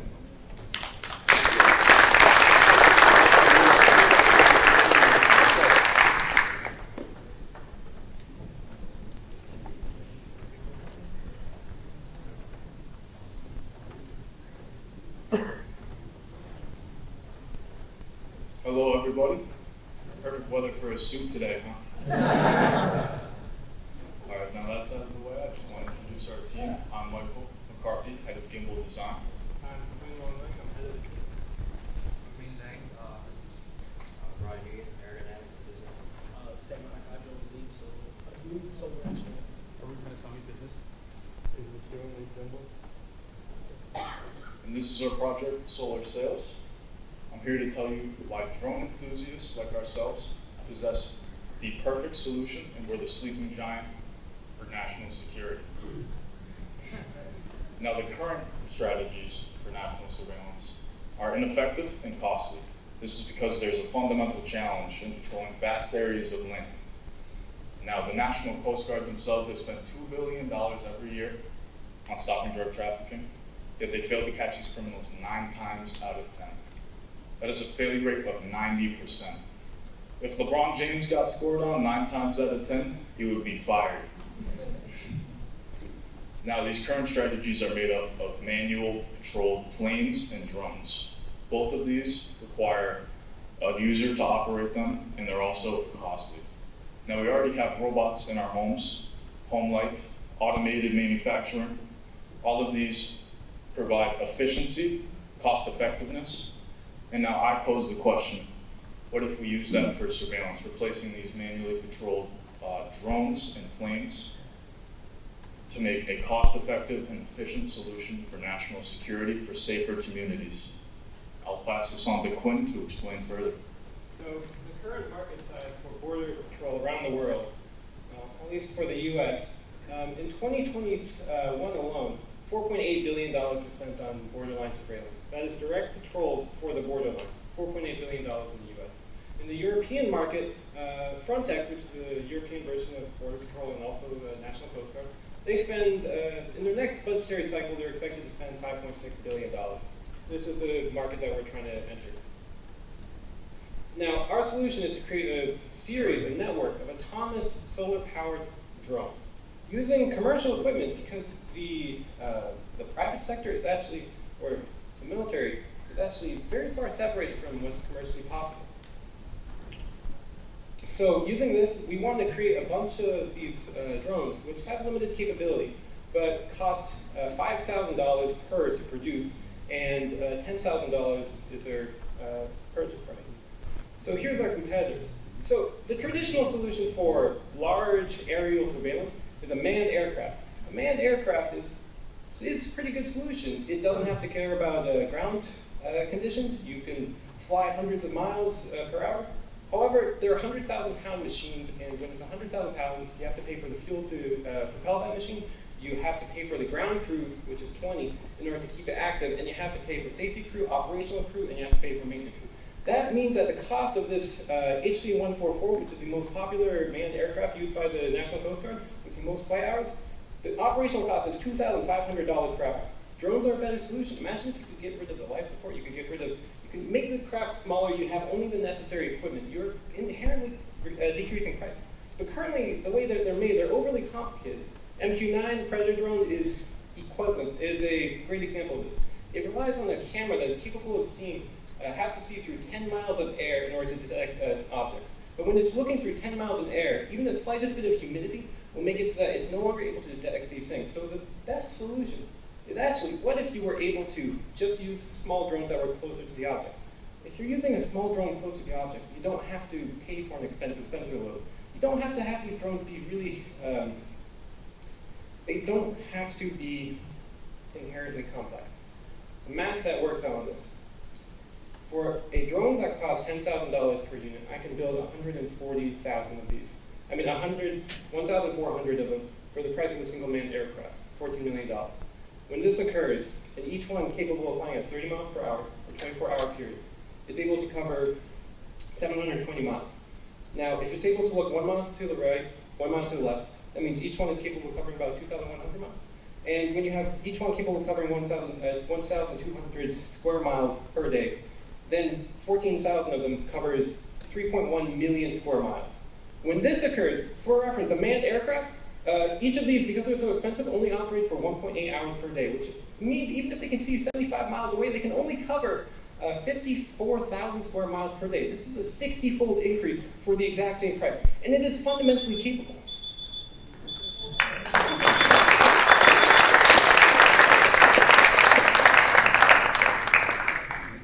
Okay.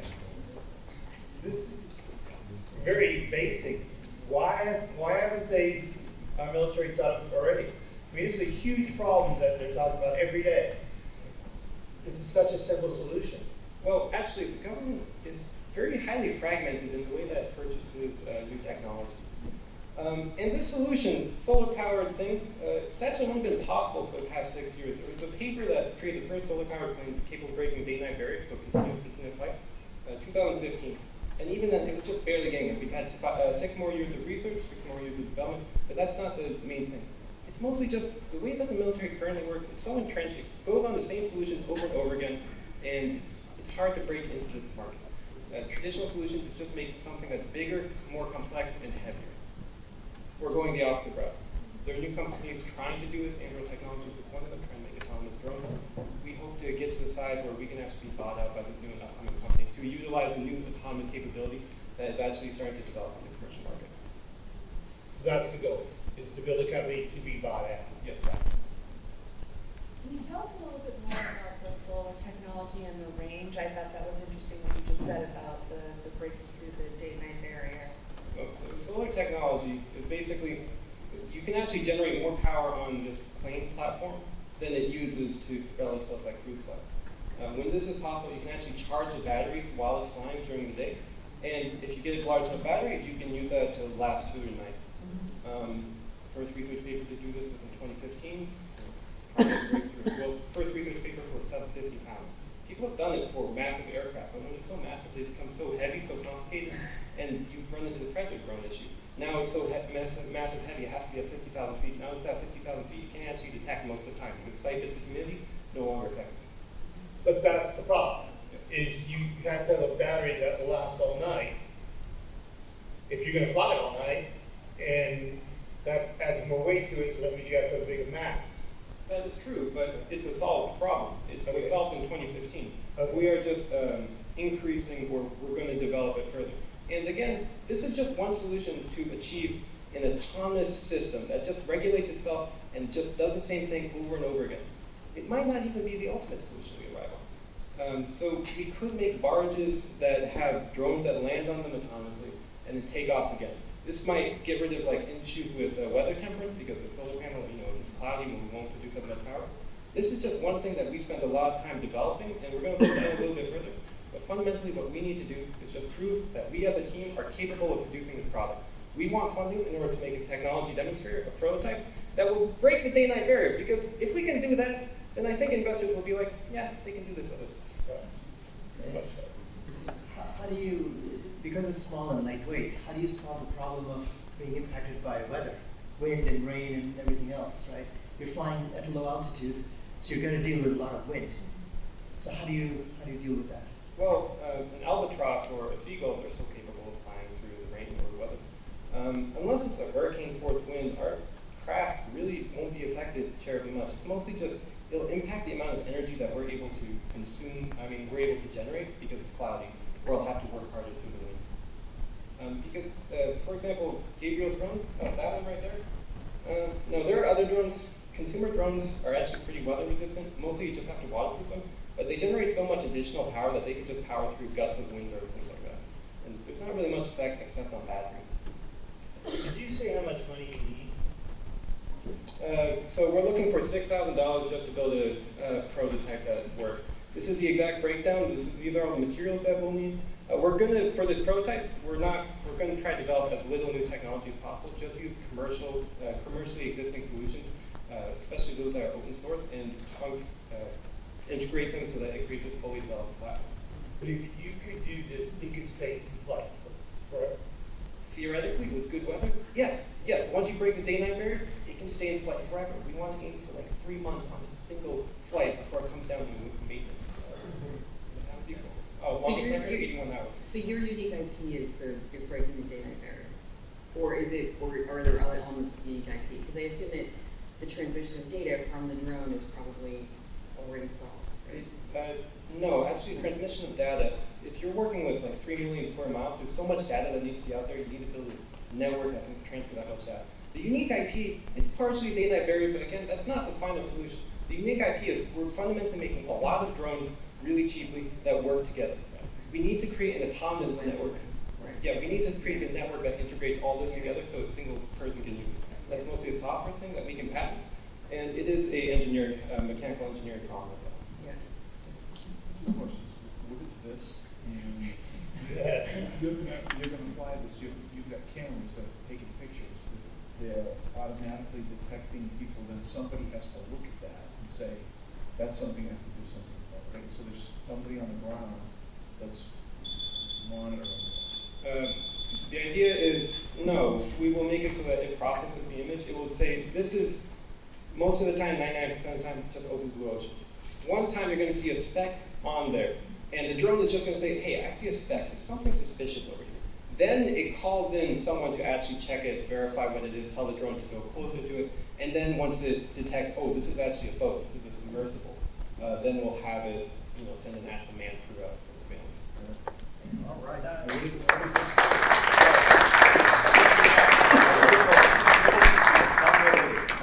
That's the camera that you were talking about. This is the camera. Yes, and the whole setup that you see around it is a 3-axis gimbal to give almost 360-degree view, which is something that's uncommon on other sources. No, it's common, but we created this using just open source components.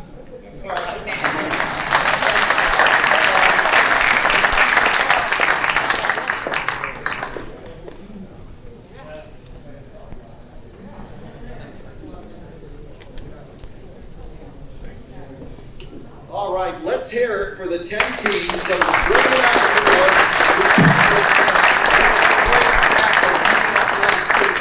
to Very excited. Okay, so we're going to take a break.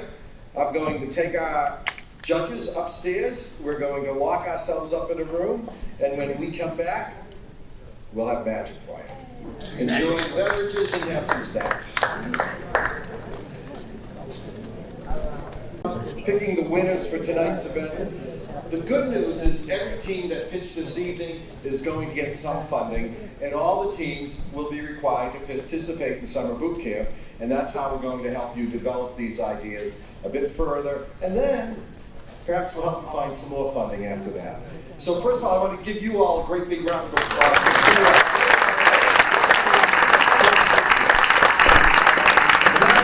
Applause for our judges who have very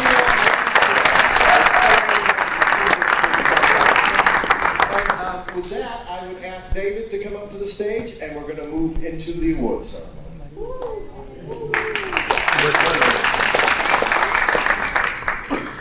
Thank you, everybody, tonight for coming out. It was a really fun night.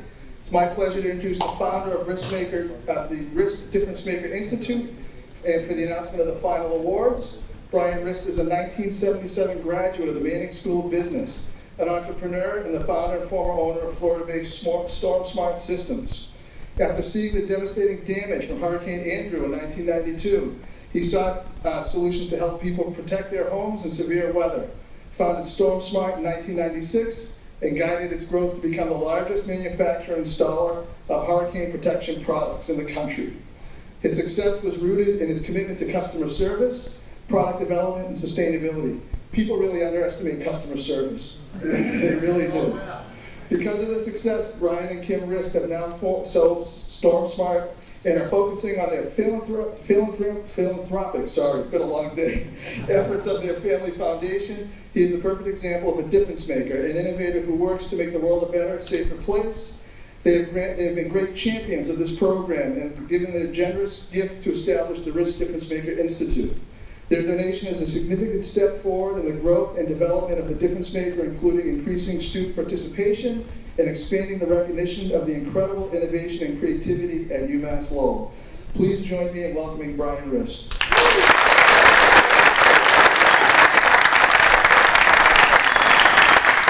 that was all good, David, but you promised you weren't going to say anything about 1977. But that was it. You know, before we get started with the awards, I just really want to thank everybody for being here and all the judges for all the work they did.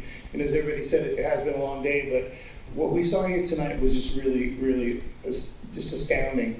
Every year that we come back and we see this thing, it gets better and better and better.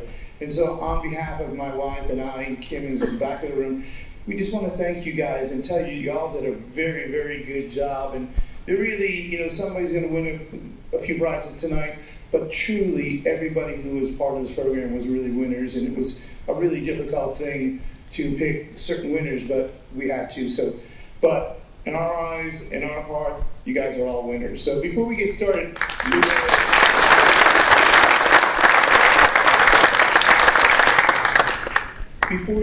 there was one award that was kind of decided outside of this whole thing this evening, was a fan favorite, and that went to vocational.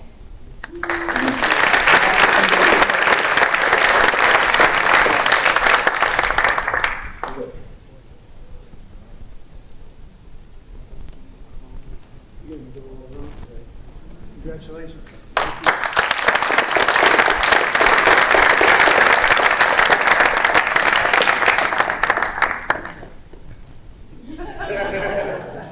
Thank you. Good luck.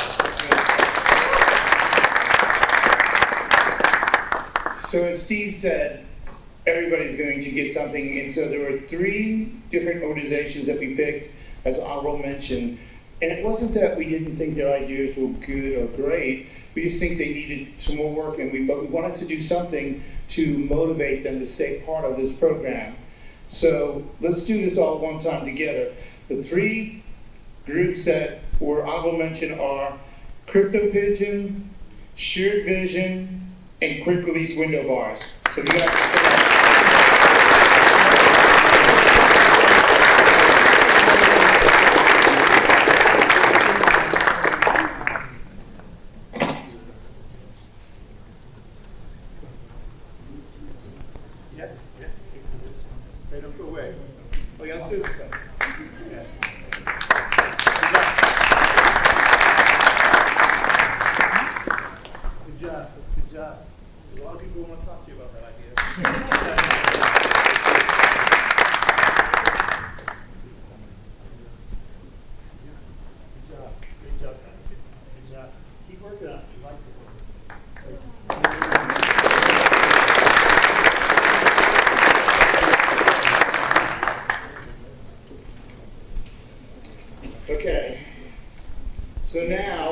significant social impact award, and it goes to innovation.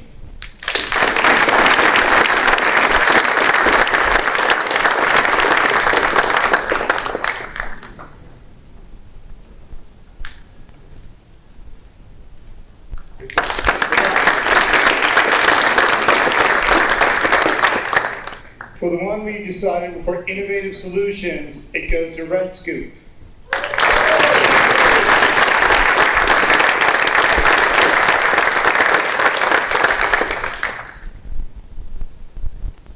These guys win the award for the best dressed as well.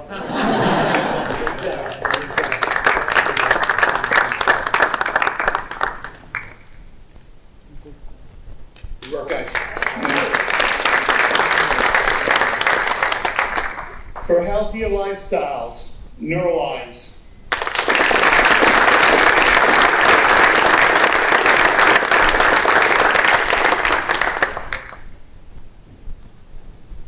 Great job. Great job. Great job. Keep going. Great idea.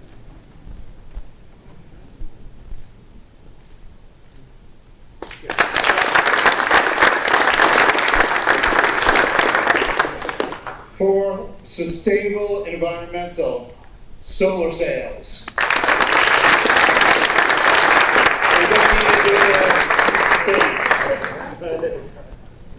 Great job. Great job. Hope you got a big lens. Come on. Everybody in? Right. So, I don't know, I think this is probably my fifth or sixth year doing this, and we've always been able to make decisions on every prize. But in this one, which is first to market, we couldn't really come to an agreement on which group we thought was the closer or most ready to go to market. So what we decided is we had a split decision between AppTrack and Smartazine.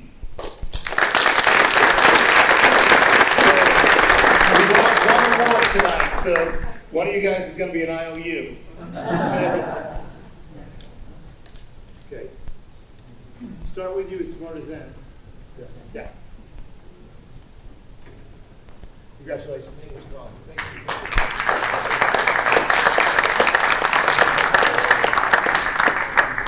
Good luck. Good.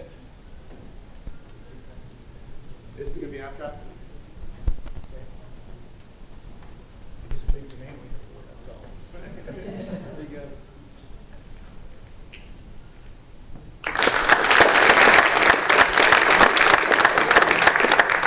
Gets down to one last award, and that's the Risk Difference Maker Campus-Wide Difference Maker Award. And tonight, that one goes to CatNap.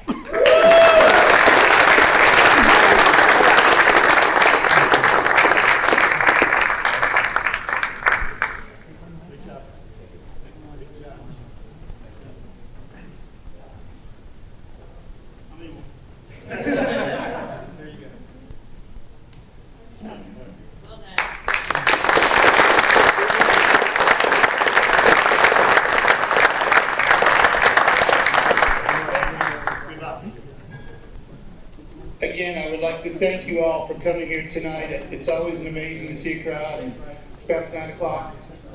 You get it back, Steve, or are we done? Okay, here comes the, what's his name again? Thank you for all for being here tonight. It is past 9 o'clock, so this will be extremely brief. First of all, thank you, Brian. Thank you for all you've done.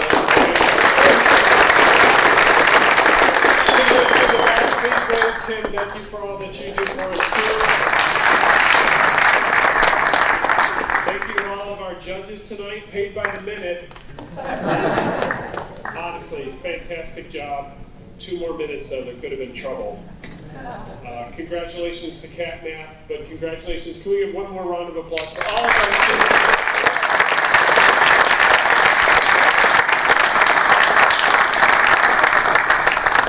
And one more for, I see a lot of our faculty fellows made it through the evening. Thank you so much, faculty, for